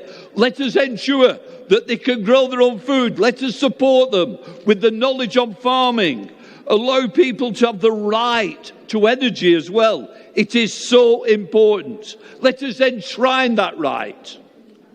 But of course, we all know that one of the major causes of hunger and poverty is inequality, is war and conflict. And we know what war and conflict can do. We've seen it in Ukraine, a sovereign state that was invaded, that stopped the grain ships from being able to supply the poorest, yes, the poorest nations in the world. Africa suffered because of that war. That illegal occupation of Ukraine should never have happened. I say no to Russia. Please withdraw. Let us bring peace back to Europe. When we see the troops coming from North Korea, it is a worry. It only takes us one way, and that is through escalation. War shouldn't exist. We need peace. And I say to people in the Middle East, we must work together. Nobody wants to see the suffering of the Palestinians in the way that we're seeing at the moment. But I do say this. We must see the release of the hostages. The Israeli hostages must be released. It is so important. And of course, we must recognise the future of Palestine through a two-state solution. We must work on that. Of course, the poor people of Sudan, the unsung about, the people who are dying in their millions, the suffering that we're seeing. Where are we? Where are we? Let us look to each other. What are we doing to stop these conflicts? How can we help people? How can we work together? I want to see a world of peace. Please, let us take the debt away. Let us work together for peace. It is the only answer. War will solve nothing. Peace is the solution. Please, let's work together.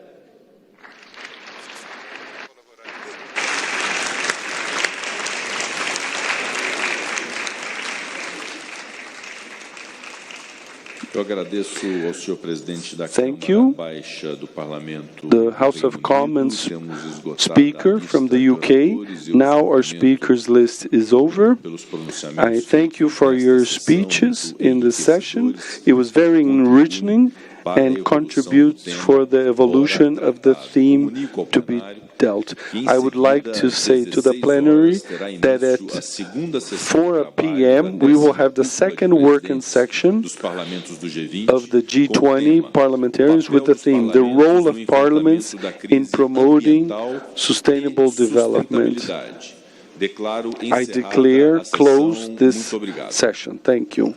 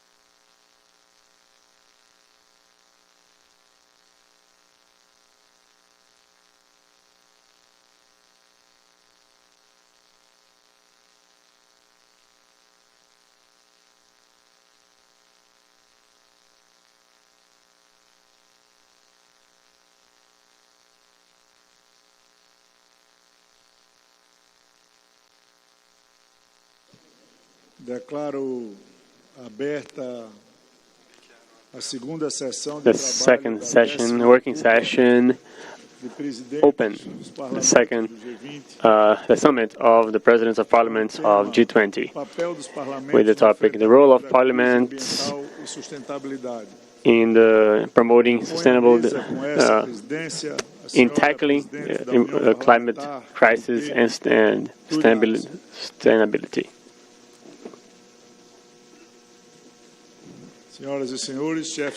Dear ladies and gentlemen, chiefs of delegations, parliamentarians, in the summit of G20 last year in New Delhi, we talked about the sustainable future.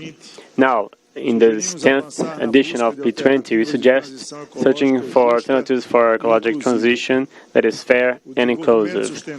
Sustainable development in its economical aspects, also social and environmental aspects, go through what is considered a push for ecological transition. In this transition, it is up to the parliamentarians to have the sensibility not to dissociate the challenges of distribution of costs and keeping the integrity of the concept of sustainable development. This concept must include in the path of the Agenda 2030 for Sustainable Development and the final declaration of the first meeting of parliamentary women of P20, the respect and guarantee of dignity of human rights of all persons, regardless of their race, ethnicity, gender, or any other characteristic. In this context, we also highlight that the events of natural disasters such as floods, droughts, windstorms, in addition to calamities provided by human action, having the dispatch of people in the light of the concerns with the intensification of climate events, the extreme climate events, and the impact caused by environmental and human calamities. We invite the parliamentarians to talk about good practices and for preventing and responding to these challenges. Having said these initial considerations, I'd like to hand the floor to Mr. Won-Tik Vu, President of the Parliament of the Republic of Korea.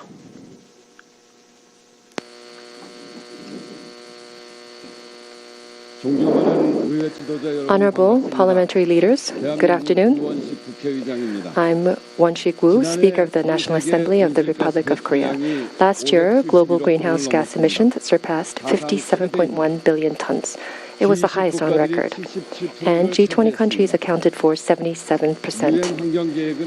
The UN Environmental Program estimates that by 2030, even if national GHG reduction goals are met, that global average temperatures could rise by as much as 2.8 degrees. To stay within the Paris Agreement goal of 1.5 degrees Celsius, multifaceted effort from G20 countries will be required. To this end, the role of national parliaments has become ever more critical.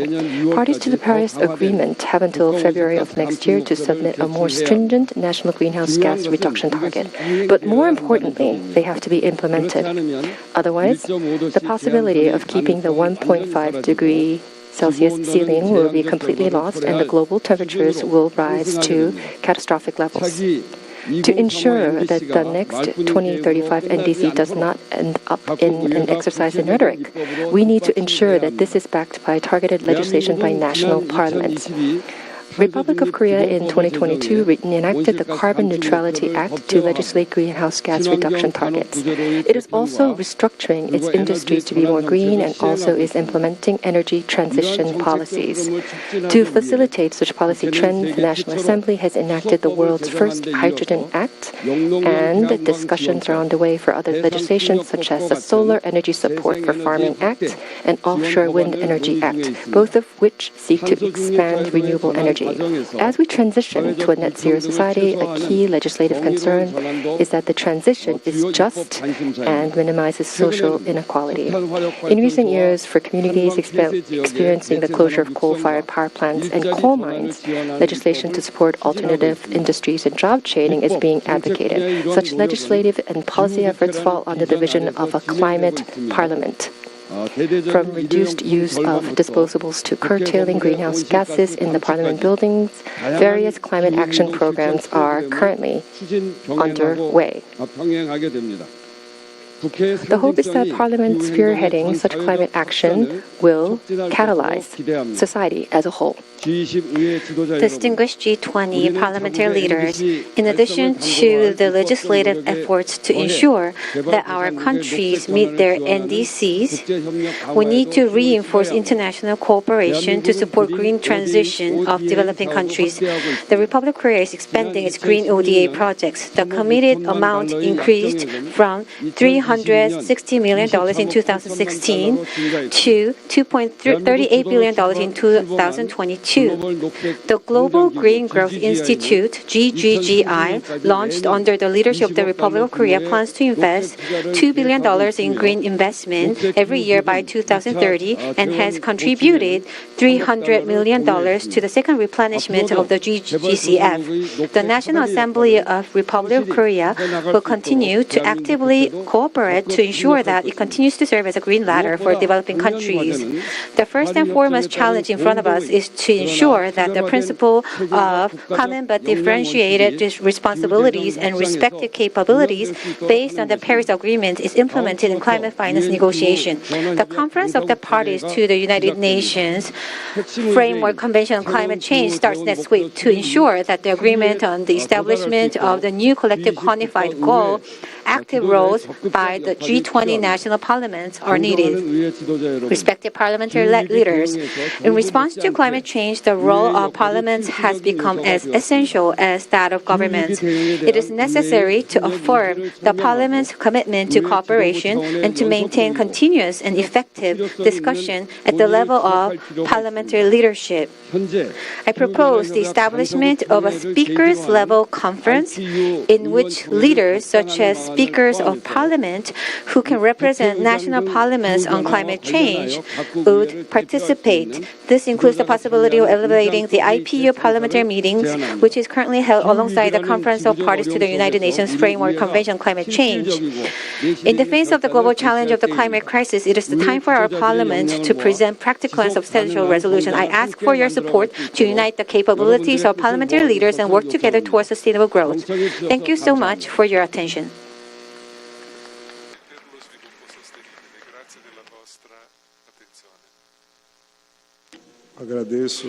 Thank you.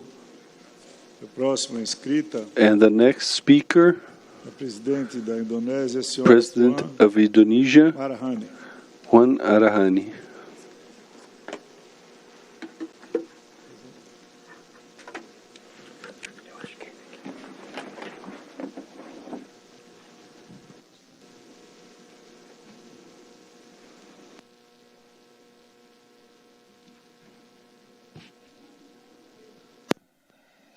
Excellencies, the Sustainable Development Goals signify a big vision, a commitment to a healthier, more prosperous and sustainable future.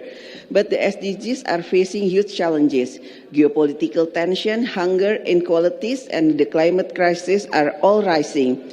Numerous developing countries have been suffering from massive debt burden.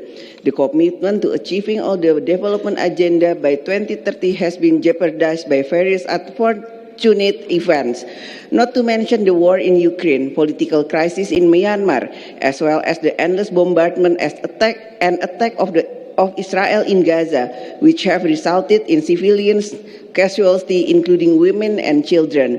The clock is ticking. Inaction should be unacceptable. The setback that threaten the achievement of SDGs must be tackled now in a collective manner. The 2030 Agenda for Sustainable Development demands meaningful participation of the parliaments to be the agent of change to achieve all the goals.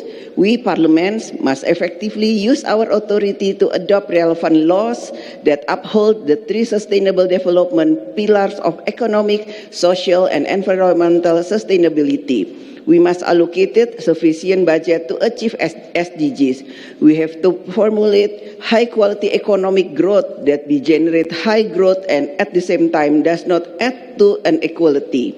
Indonesia is committed to achieving SDGs in a timely manner.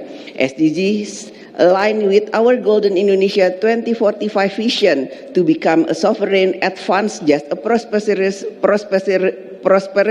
country in 2045. However, national measure alone is not enough. Global action is needed. At the international front, parliamentary diplomacy plays a crucial role in promoting global cooperation to address the 21st century major problem. Parliaments of the G20 members need to contribute in building three development drivers on finance, climate, and peace. They become an enabler to make progress in SDGs implementation. The first is finance. Parliaments of the G20 members need to mobilize financial resources, including from private sector, to focus on addressing the development priorities of low and middle-income countries. We have also to sharpen the budget allocation nationally and globally, so it will be spent for the real need of the poor. The second is climate action.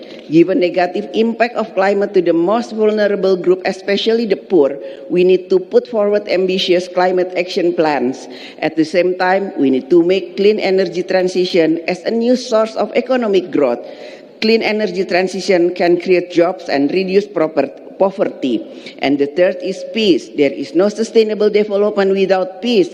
All our development progress are quickly wiped out by persistent wars and conflict. And the resources we desperately need to feed the poor and educate our children are wasted on military spending. We need peace from Gaza to Ukraine and beyond. We need ceasefire and providing much needed humanitarian assistance in Gaza. Finally, as the world is facing rising geopolitical tension and fragmentation, I call on leaders of Parliament of G20 members to heal division and wars and invest in sustainable development. And it's time to keep the promise of 2030 Agenda for Sustainable Development to create a better world for future generations. Only by working together we can achieve the impossible and leave no one behind. Thank you.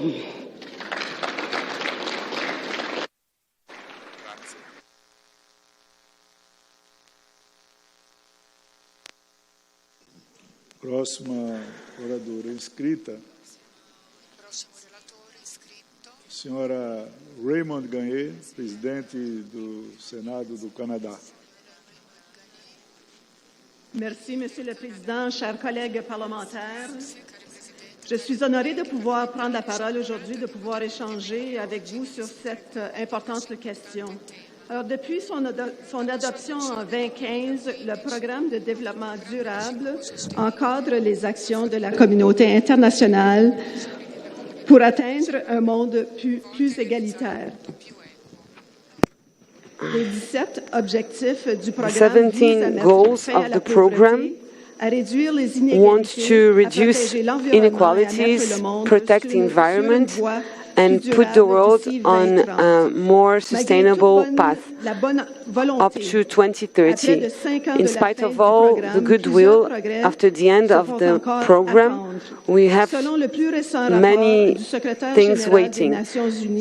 According to the General Secretary of UN, only 17% of the targets are becoming achieved. A third of the targets haven't seen any improvement, and in some cases, even backward steps. Final end of the quote. So for this sustainable development, it depends on the involved parties, civil society and representatives of the autochthone groups and parliaments must be able, in order to play their role, to promote and enforce changes needed for sustainable changes. So we have to fight against climate changes, and parliamentary groups have started this work. The Parliamentary Network on Climate Change, Pan-American, already started, fostering this cooperation between the Parliament and agencies in charge of this climate changes. In Canada, they are tackled thinking of the fires uncontrolled in forests, or with all the floods and problems that did not happen before. In Canada, parliaments are acting so they can ensure sustainable development. They examine reports that aim to study all the efforts of the government to favor sustainable development. Permanent committees of the Senate and upper chamber are interested in this, in fighting these changes, and we can have an overview so the government can have bigger recommendations. The Senate also took an initiative to reduce its carbon print to zero. It's an example that shows that we can act locally and think globally. Initiatives can be taken inside our institutions to foster changes, and it's important to fight showing the example. And finally, Canada supports initiatives to help this energetic transition, light transition. They are help for the autochthon group and for environment, and their community are often in regions very sensitive to the impacts of climate change. Let's think of Arctic, that is inhabited by the autochthon people, and it's difficult to get warm there.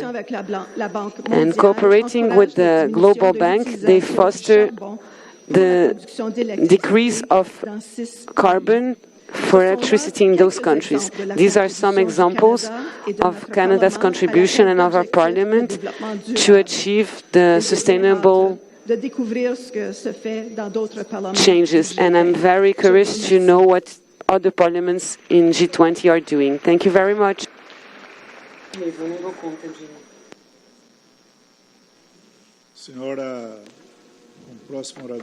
The next speaker from the Parliament of Angola.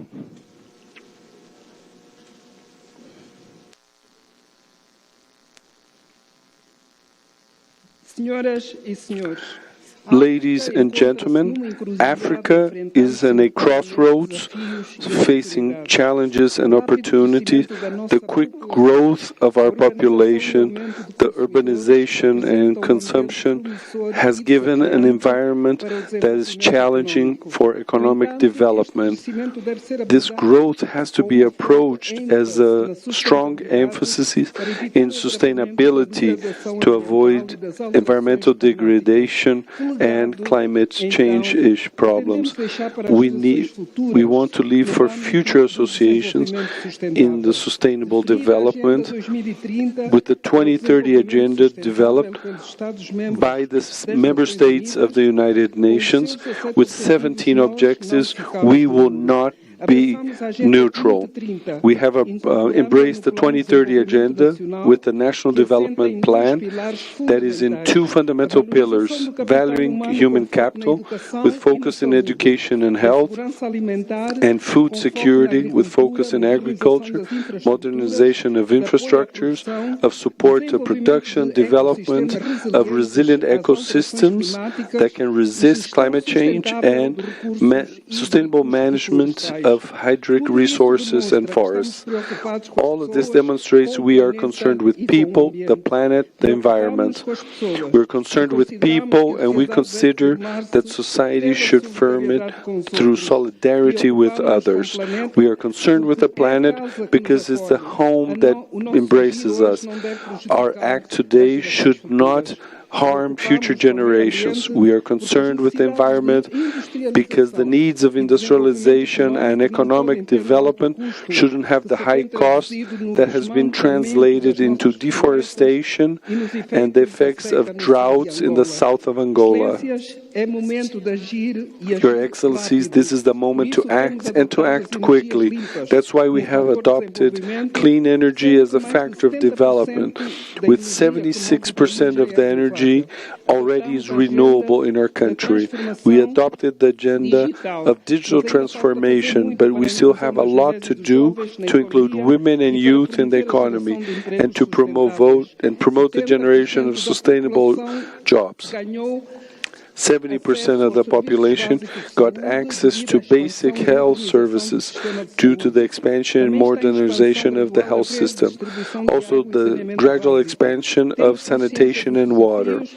We are aware of the challenges that our country faces for macroeconomic stability and to pay foreign debts. But this shouldn't discourage us from the programs for social support, and the situation of youth unemployment is still very high.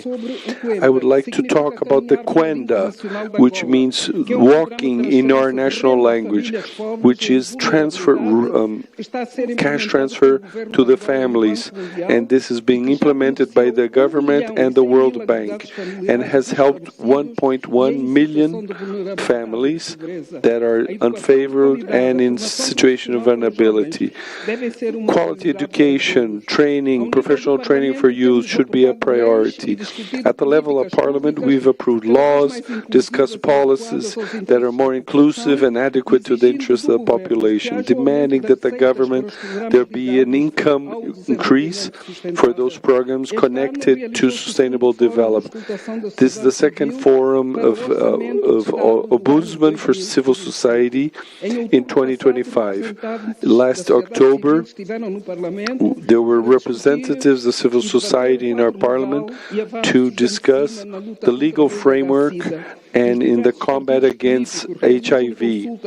Also, we had consultations with the electorate so we can hear widely the public in order to take better decisions.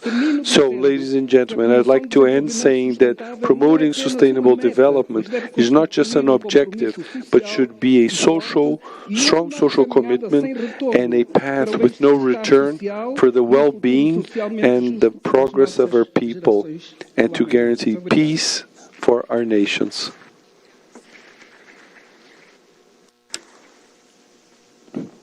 Now we hand the floor to Ms. Tully Axon, President of the Interparliamentary Union, IPU.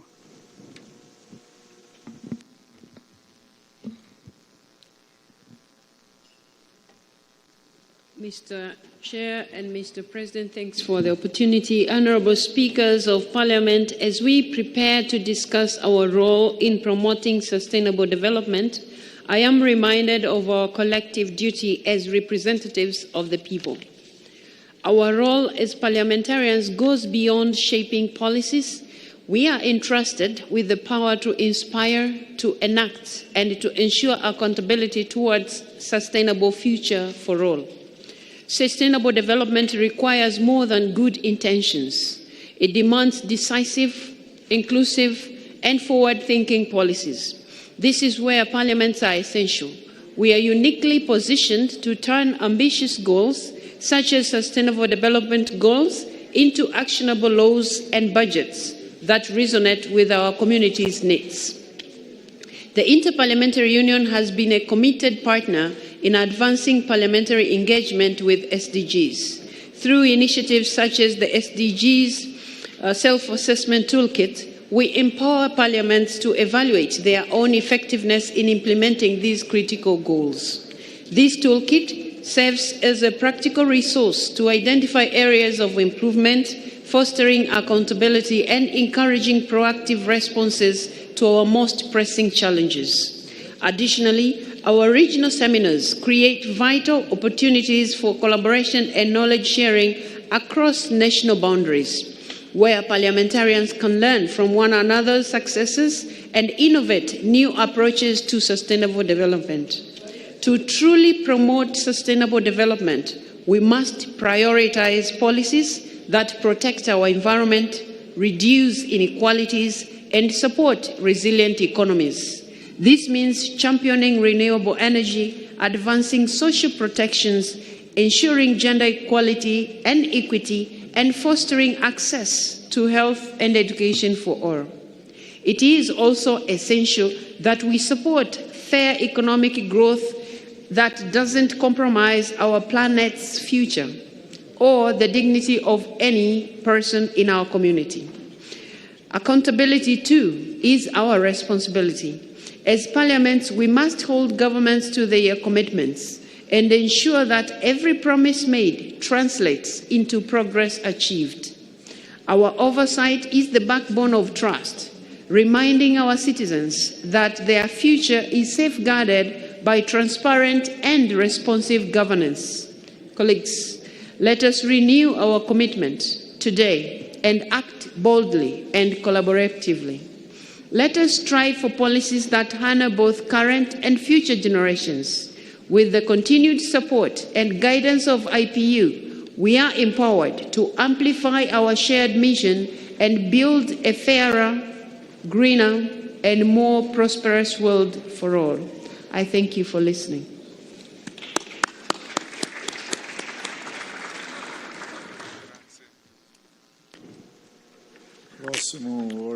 Next speaker in our tribune, Mr. Alejandro Murat Rosa from the Upper House of Mexico.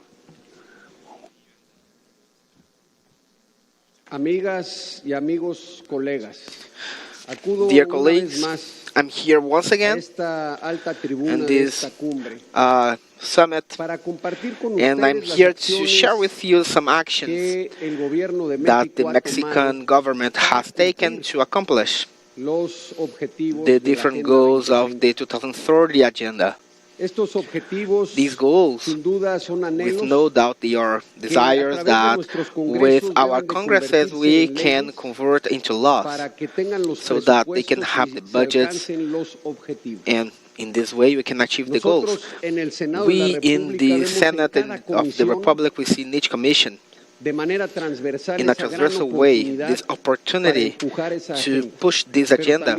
But we also see from the executive branch, the President Claudia, she has mentioned that to accomplish this agenda we need to change the mindset to trickle-down economics, and we understand that if we do not make a bottom-up approach and we do not include the society, the big changes that have been considered in this agenda 2030 will be in only good intentions.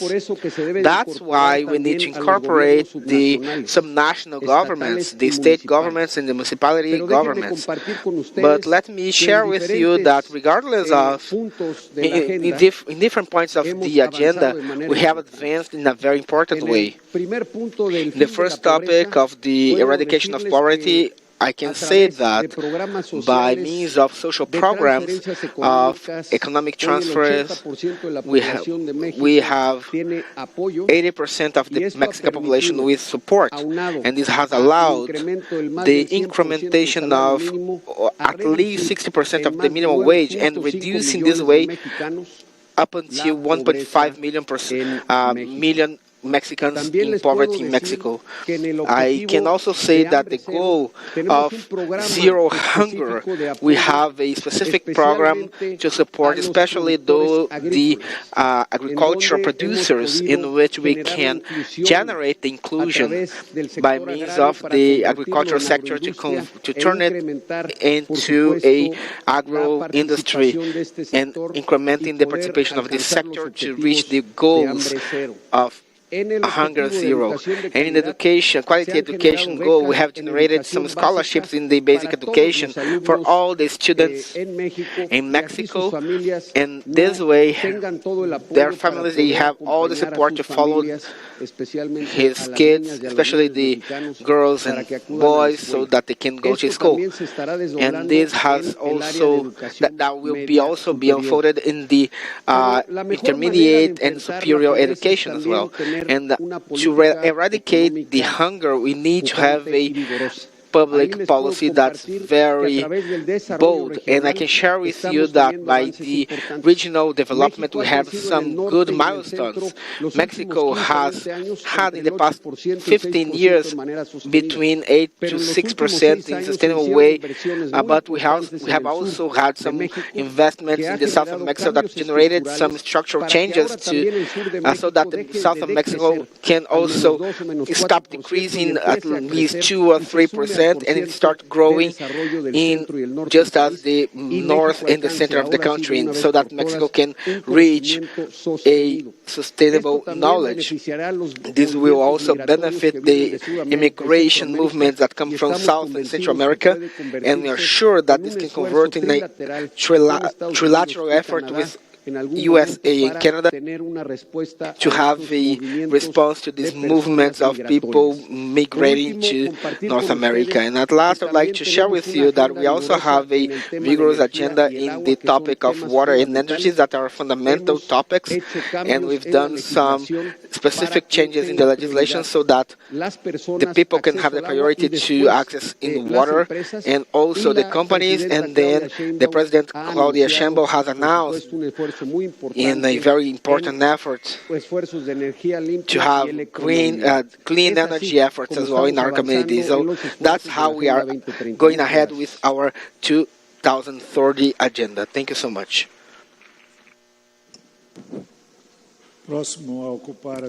Next representative to speak is the Vice President of the Upper House of India. Chairperson and distinguished delegates, I am glad to say that Parliament of India has always been at the forefront of addressing challenges faced by the people it represents. Over the decades, various dimensions of sustainable development goals have been extensively discussed in the Indian Parliament, leading to key policy initiatives. Our Parliament has passed many enabling legislations with direct bearing on sustainable development, including the Forest Conservation Act 1980, the Environment Protection Act 1986, the Biological Diversity Act 2002, the Right to Education Act 2009, the National Food Security Act 2013, the Recycling of Ships Act 2019, and Dam Safety Act 2021, etc. Distinguished delegates, India has a rich tradition of harmonious coexistence between humanity and nature.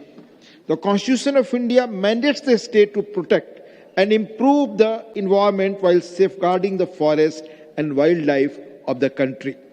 A strong votary of action against climate crisis and sustainable development, India initiated a global mass movement known as Mission Life, that is Lifestyle for Environment, which was launched at the COP26 in 2021. The mission aims at making at least 80% of all villages and urban local bodies in India environmentally friendly by 2028. Some of you may recall that India had hosted a pre-summit parliamentary forum on life during the 9th P20 Summit in New Delhi last year. Distinguished delegates, remarkable fact is, with more than 17% of the global population, India has contributed only about 4% of the global cumulative greenhouse gas emissions between 1850 and 2019. We have successfully reduced our emission intensity vis-a-vis our GDP by 33% between 2005 and 2019, achieving our initial nationally determined contributions target set for 2030, 11 years ahead of scheduled time. Further, India has added around 100 gigawatts of installed electric capacity between 2017 and 2023, of which around 80% is attributed to non-fossil fuel resources. India's contribution to global climate action is well demonstrated through our international initiatives such as establishment of the International Solar Alliance, coalition for disaster resilient infrastructure, creation of lead IT infrastructure for resilient island states, and Big Cat Alliance, to name a few. Voicing the concern of Global South, India strongly reiterates its position that developing countries have differentiated responsibilities for the mitigation of climate change.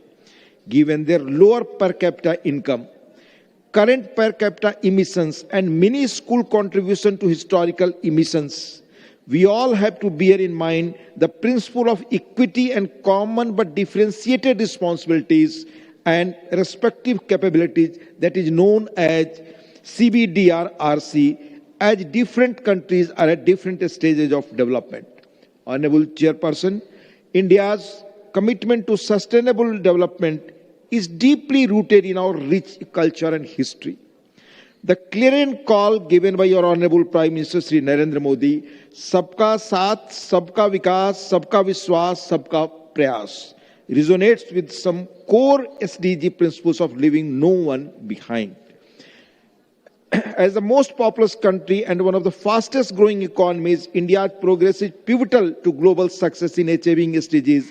We have been successful in lifting 250 million people out of poverty between 2013-14 and 2022-23. 96.35% households in India now have clean cooking fuel. 99.29% rural households have access to improved sources of drinking water. 100% households now have access to electricity. As people's representatives, let us continue to impress upon our respective governments. Thank you. I sincerely thank the National Congress of Brazil, the government of Brazil, for their warm hospitality in organizing this conference quite successfully. Thank you.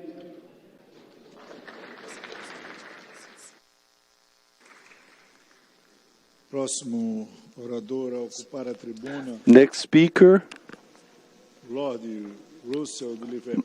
Russell of Liverpool, of the House of Lords of the UK. Thank you very much. Dear fellow parliamentarians, I have to remind myself not to begin every speech with "My Lords," which is what I usually do in the House of Lords. We need to remind ourselves that when agreed in 2015, the Sustainable Development Goals had a number of core themes. Leaving no one behind was a core theme and a driving force, as was prioritizing the most vulnerable in our societies. These goals were universal and apply to every country across the globe. They were for everybody.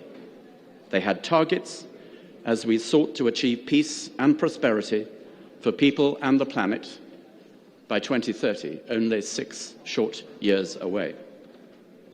But today, in 2024, we have a situation in which fewer than 20% of the SDGs are on target to be achieved by 2030.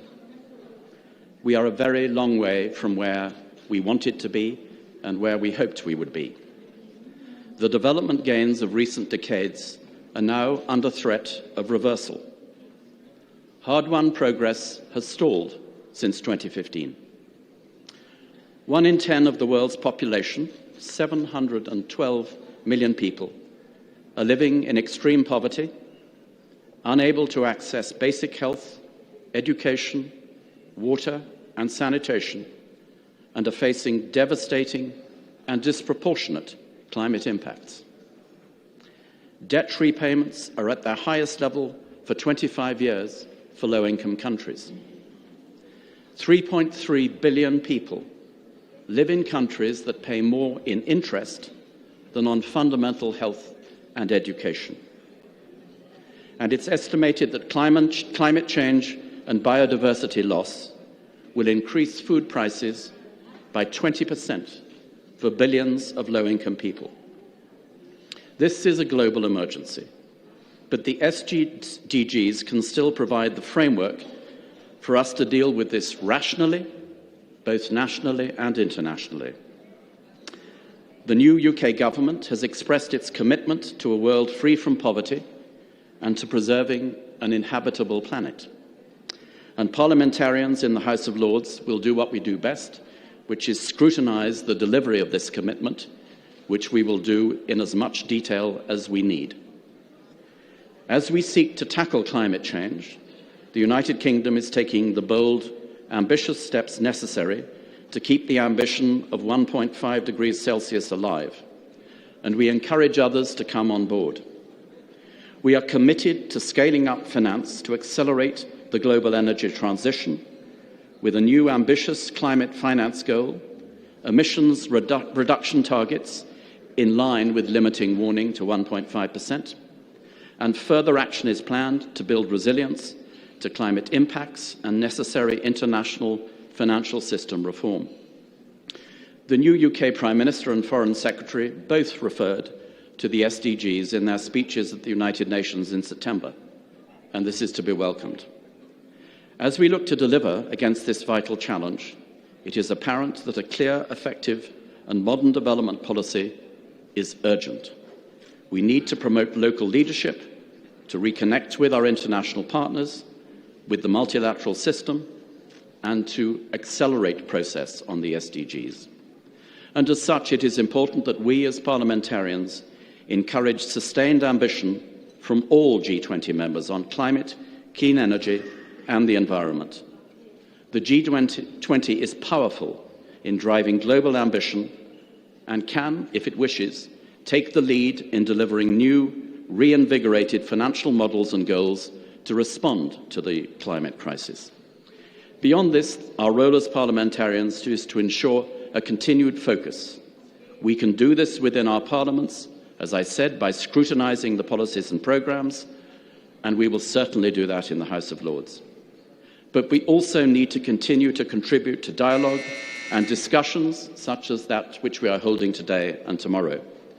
Through these engagements, we make connections, we connect with each other at a personal and a social level. We try and learn why we have different points of view and to understand each other's points of view, and this can only strengthen and support our collective response. Thank you very much. Obrigado.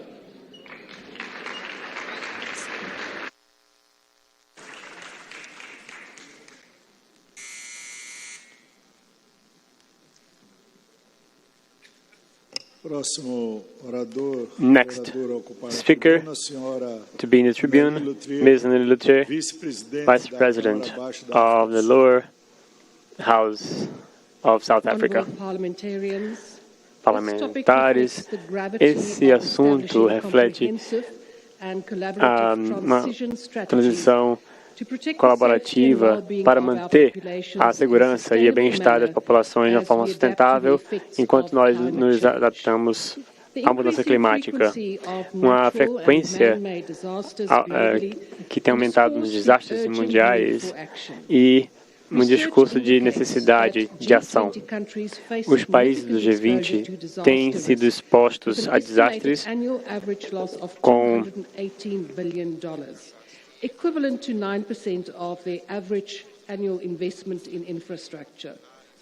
Although all populations are vulnerable, the level of risk often correlates with social factors. Therefore, it is crucial to ensure that our disaster risk reduction and humanitarian strategies are fully inclusive, particularly toward persons with disabilities. The 2023 Global Survey on Persons with Disabilities and Disasters by the UN Office for Risk or Disaster Risk Reduction revealed significant gaps in ensuring the participation of persons with disabilities in community DRR decision-making. South Africa commends the G20 commitments to accelerate progress on early warning and early action through strengthening national and local capacities, innovative financing tools, private sector investment and knowledge sharing. We also appreciate their support to developing countries that reinforces these countries' existing capabilities and enhances the disaster and climate resilience of their infrastructure systems. However, it is vital for us to encourage our governments to establish robust mechanisms to monitor the full implementation of their commitments. It is untenable for the G20 to adopt annual declarations and commitments without a proper tracking and reporting framework when considering the impact these commitments can have on humanity. To foster accountability, G20 parliaments must share in this responsibility through overseeing their government's adherence to G20 commitments. In South Africa, disasters directly impact our economy. It increases the cost of doing business, undermines competitiveness, slows unemployment growth, and causes substantial damages to homes and critical infrastructure. The consequential strain on public finances has required the reallocation of funds from other essential services and increased borrowing, leading to higher debt levels and interest payments. High debt levels and debt service costs limit our capacity to invest in areas needed for building climate-resilient economies. To ensure that our communities and economy are resilient in the face of climate change, we are undertaking a range of interventions to adapt to climate change and mitigate its impact. This year, we passed the Climate Change Bill to enable our country to meet its emissions reduction commitments under the Paris Climate Agreement. Our government has embarked on the Renewable Energy Independent Power Producer Procurement Programme, attracting billions of rands in investment and adding much-needed capacity to our national electricity grid. Our Just Energy Transition Investment Plan for the 5-year period 2023 to 27 sets out the scale of need and the investments required to achieve the decarbonisation commitments in our nationally determined contribution, which outlines the rate at which South Africa plans to reduce greenhouse gas emissions and represents South Africa's fair contribution to the goals of the Paris Agreement. Through our parliamentary committees, we will continue to hold our government departments accountable for the implementation of the plan to ensure that the country remains on track with reducing its greenhouse gas emissions. African countries are amongst the most vulnerable to the effects of a rapidly changing climate. They must adapt and build resilience, all while facing historically low levels of development and severely limited capacity. Therefore, it is prudent for parliaments of the North to urge their governments to act with urgency, expedite emissions reduction efforts, fulfill their financial and technological transfer commitments, and uphold previous pledges. This collaborative and persistent action is vital to ensure a more sustainable and secure future for all. I thank you.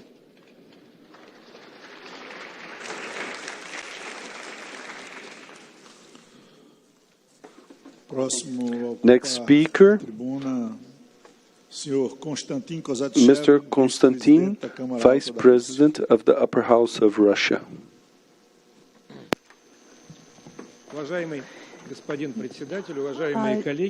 Honorable President and dear colleagues, on behalf of the Russian Federation delegation, I would like to thank you for your warm welcome and a great organization of this fantastic conference.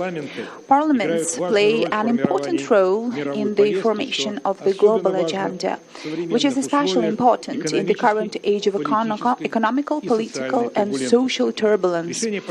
Solving issues related to climate change, the state of the environment, risks of food and power security requires collective effort of nations and peoples, not only the governments, the people who are part of the parliament. Meanwhile, the fact that the implementation of the 2030 UN Agenda for Sustainable Development is stalling and the least developed countries suffer the most because of the unstable condition of global economy is a source of concern. Ensuring sustainable development is one of the Russians' top priorities, as President of Russia Vladimir Putin said in his video message to G20 Summit in 2023. Our country will continue continue making its contribution to the balanced achievement of the Sustainable Development Goals. Russia does not simply work towards each of the 17 goals defined in the 2030 Agenda of Sustainable Development. Measures for achieving SDGs are integrated into our national project and other strategic program and documents.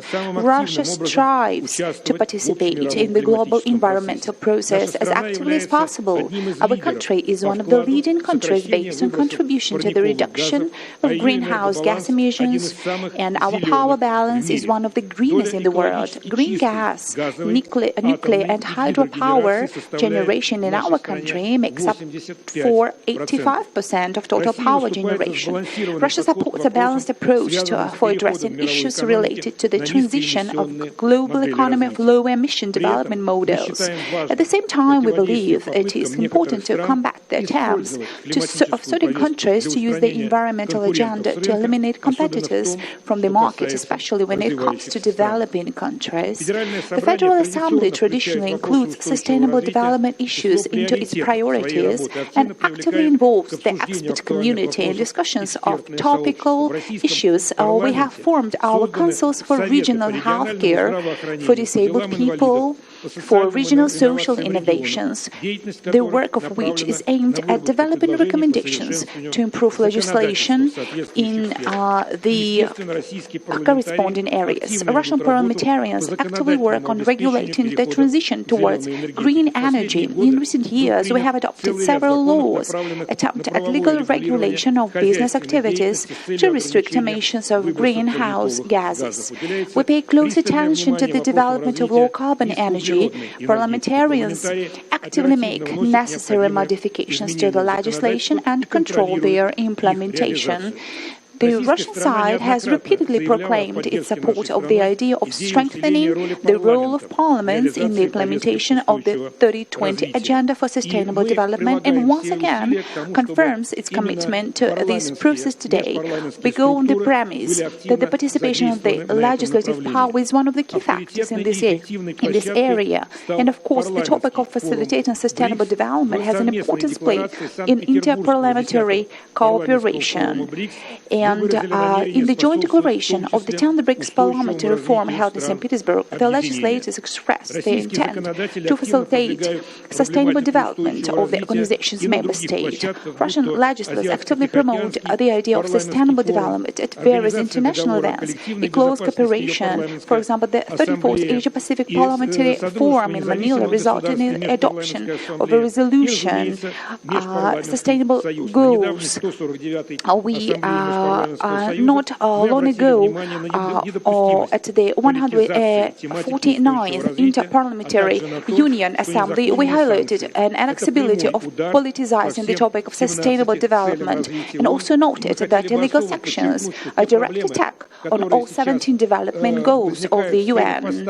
And we would like to say that all the flow of goods into the capital and spread of use of modern technology in some of tool of geological domination. So all these sanctions are very.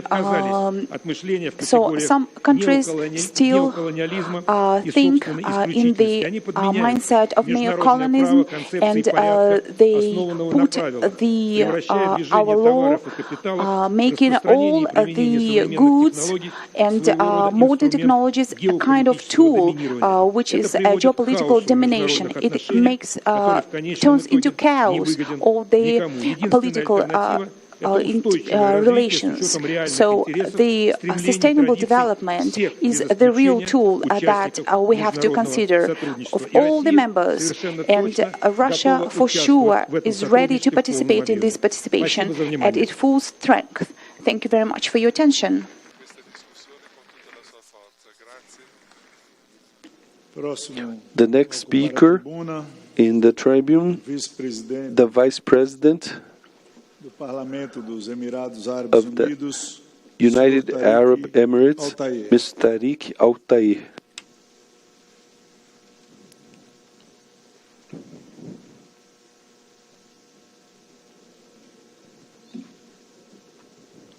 Your Excellencies, good afternoon. Boa tarde. It gives me a great pleasure to thank the friendly Republic of Brazil for the warm reception and hospitality we received, and to the National Congress of Brazil and the IPU for the outstanding preparation and organization of the summit.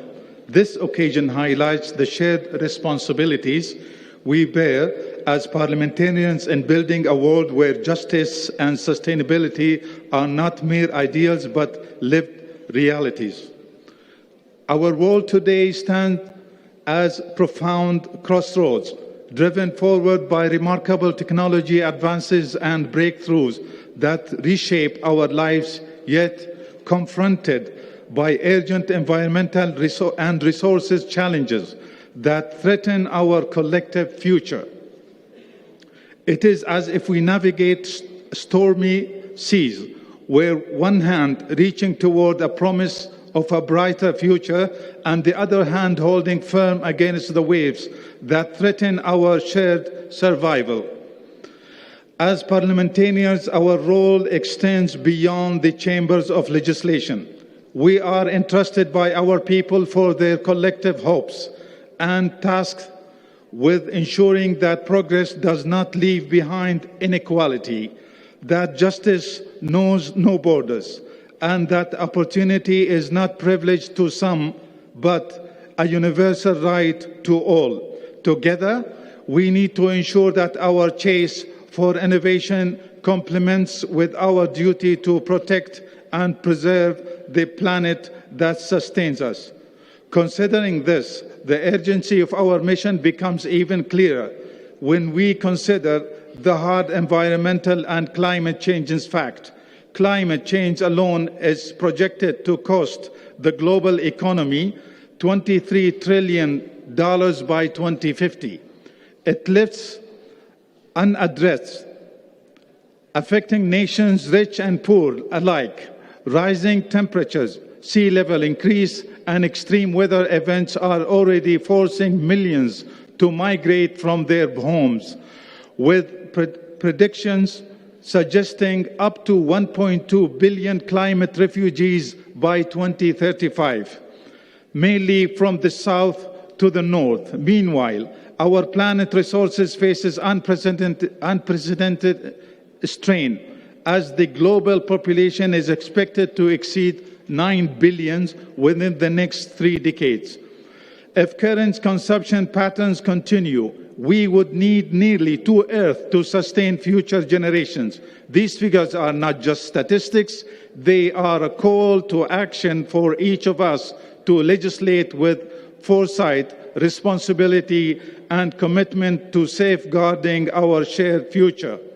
In this spirit, the UAE, like many nations represented here, understands that sustainability is not a choice, it is an imperative. To this end, proudly hosted COP28 and building on many sustainability initiatives and practices achieved in 2023. President His Highness Sheikh Mohammed bin Zayed Al Nahyan, President of UAE, has declared that the year of sustainability will continue into 2024, reinforcing UAE commitment to environmental protection and its pledge to support global sustainability efforts. Such commitments, UAE believes, demand a shared responsibility among all nations, since the consequences of environmental changes transcend borders and distinction, and since true environmental justice requires that we view our world through a unified lens. Accordingly, for a sustainable planet, it is more urgent now than ever to national, regional, and international parliamentary institutions to emphasize that driving structural shift toward more investment choices in renewable energy sources constitutes a backbone for achieving a sustainable national development. Such systematic change can secure newer and more diverse economic investment and industrial opportunity, as it can curb and slow climate change's consequences, thereby providing a clean and safe environment for all people. Ladies and gentlemen, allow me as we stand here united in purpose to call upon you to turn our thoughts to the innocent civilians in Gaza and Lebanon, whose suffering rings far beyond borders, and whose thirst and hunger burden us all. As a global community, their hardships are not there alone, but a shared human tragedy that appeals to our collective conscience.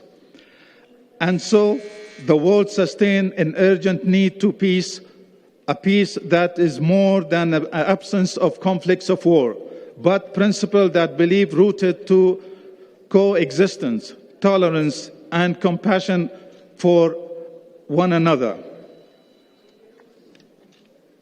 And it is our duty as parliamentarians to champion unity, resilience, and a commitment to a planet that provides equality for all. It is our duty as well to advocate for peace, to advocate dialogue as the only true path, resolve differences, and to foster a world where diversity is celebrated and where every individual can live in safety and dignity.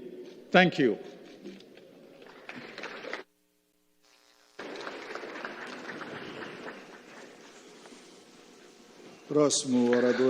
Next speaker, member of the Chinese Parliament, Mr. Yang Zhenghu. Distinguished President, delegates, I am the chairperson of the Social Development Affairs Committee of China's National People's Congress. It's my great pleasure to join this discussion on the role of parliaments in promoting sustainable development, which is a very important topic. The focus of this session is sustainable development. It could not be more timely to have such discussions. Under new circumstances and facing new challenges, parliaments of the G20, as representatives of public opinions, in addressing major economic and social issues around the world, must play a bigger and unique role. First, we should place development at the center of the international agenda. Development holds the key to resolving difficult issues and delivering a happy life to our people. We need to uphold the people-centered philosophy of development and jointly forge a united, equal, balanced, and inclusive global development partnership. We need to deepen energy and food cooperation, jointly build a secure, stable, smooth, efficient, open, inclusive, and mutually beneficial global industrial and supply chain system, and oppose exclusive small circles and abuse of unilateral economic sanctions. The Global Development Initiative proposed by President Xi Jinping has been endorsed by over 100 countries and international organizations. China stands ready to work with all parties to add more substance to this initiative and give a strong boost to the implementation of the UN 2030 agenda. Second, we should adopt a green and low-carbon approach and promote harmony between man and nature. Man and nature lives in the same community of life. We need to comply with the objectives, principles, and the institutional framework laid out in the UNFCCC and the Paris Agreement, adhere to the principle of common but differentiated responsibilities, proactively address climate change, and accelerate green and low-carbon transition. The international community needs to take seriously developing countries' special difficulties and concerns. Developed countries need to effectively fulfill their own international responsibility and provide more financial and technological support for developing countries to help them better respond to climate change. Third, we should uphold true multilateralism and improve the global governance system. The world today is moving toward greater multipolarity and economic globalization, and our societies are becoming increasingly digitized and culturally diversified. We need to follow the vision of a community with a shared future for mankind, practice a global governance philosophy of extensive consultation and joint contribution for shared benefit, and uphold the common values of humanity, namely peace, development, fairness, justice, democracy, and freedom. It's important to safeguard the international system with the UN at its core, the international order underpinned by international law, and the WTO-centered multilateral trade regime. Colleagues, China has always held high the banner of peace, development, cooperation, and mutual benefit, followed the path of peaceful development, and made active efforts in building a community with a shared future for mankind. In the past 10 years, China contributed to about 30% of the world economic growth on average, becoming the largest growth engine worldwide. Colleagues, China's National People's Congress has been committed to a people-centered approach and has always prioritized people's concerns in our legislative work. We have introduced the Civil Code of China, introduced a series of laws to advance social fairness, harmony, and sustainable development. Lawful protection of the environment is a top priority of our legislation and oversight. We have designated a National Ecology Day through legislation and carried out inspection on the enforcement of relevant laws and decisions, making contribution to China's low-carbon development. Colleagues, in this July, the third plenary session of the 20th Central Committee of the Communist Party of China was held, and systematic deployments have been made on further deepening reform comprehensively to advance Chinese modernization. China will continue to provide new opportunities to the world through its own development. China's NPC is ready to strengthen exchanges and cooperation with legislatures of all countries to jointly contribute to world prosperity and development. Thank you.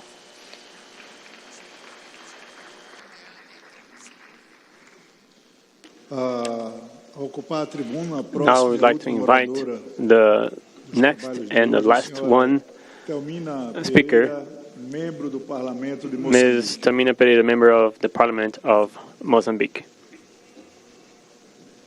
Allow me to, on behalf of the Assembly of the Republic and the Parliamentarians of Mozambique, salute Your Excellency, Mr. Arthur Lira, and the representatives of G20 countries. This conference occurs in a peculiar political context in the world has the challenges of climate change and the increase of inequalities of the countries in the South, global South and North South.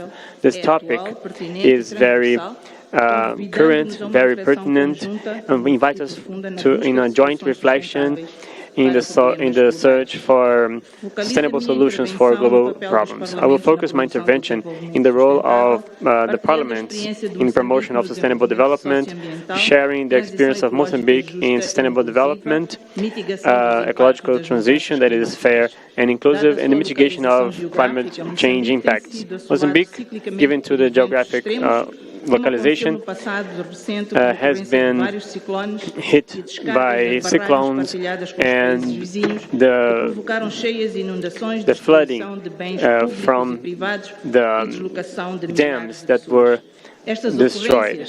These occurrences have conditioned the performance of the economy and the fulfillment of the goals of our government program. The agricultural sector has been jeopardized, especially the rural families who dedicate to agriculture as their income source, bringing food insecurity. The National Assembly approved the program to contemplate the priorities to advocate for the environment according to the 2030 agenda in the United Nations.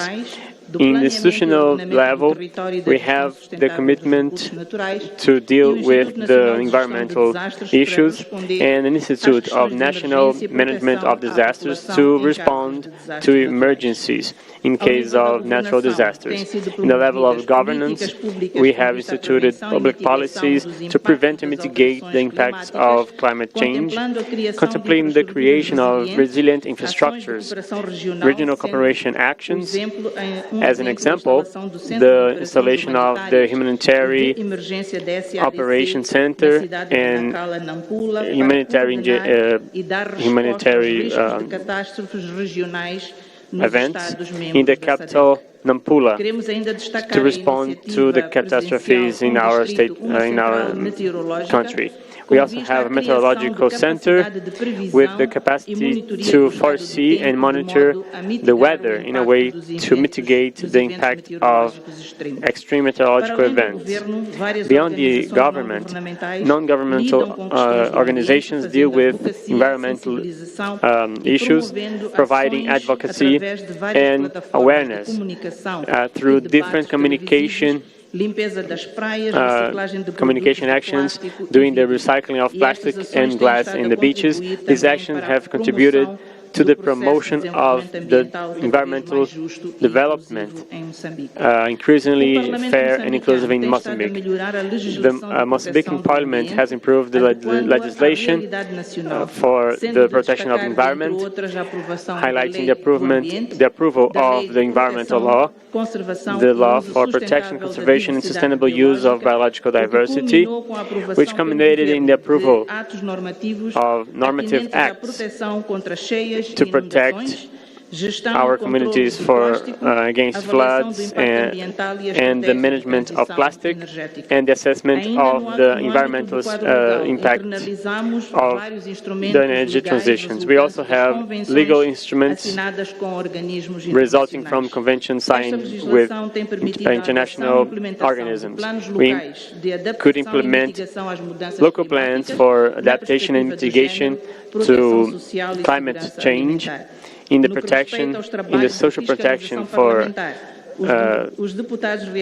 food security. The parliament they have circles of discussions to verify on-site the application of the laws of the Republic and promote awareness actions with the highlight of the riparian areas to combat erosion and to defend the biodiversity in ecosystems.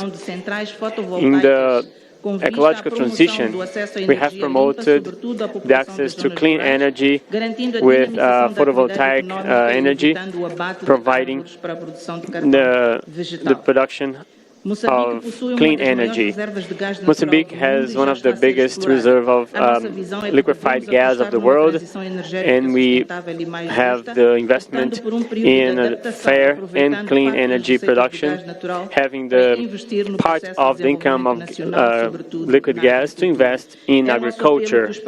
We have the plea for the industrialized countries to fulfill their commitments in the mitigation and adaptation to climate change, including the financing of the climate fund, helping the mitigation of the El Niño effect that is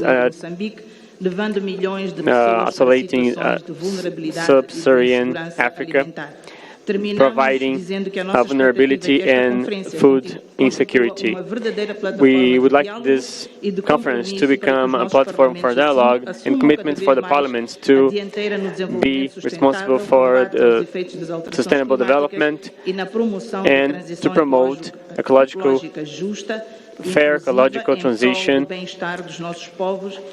for the well-being of our people and the defense of our common house, the planet Earth. Thank you for your attention. Ladies and gentlemen, before we close the session, I would like to thank those authorities present and to all who shared their perspectives on the role of parliaments in sustainable development as facing significant obstacles like humanity is having now. So I'd like to reiterate to our guests that the President of the Senate and myself would have great satisfaction in meeting you once more in the official dinner that will happen at 8 p.m. in the Itamaraty Palace. Tomorrow, 9:30, we will have the third session, the third working session of the 10th G20 with the theme, the Parliaments in Building a Global Governance Adapted to the Challenges of the 21st Century. I declare closed the session.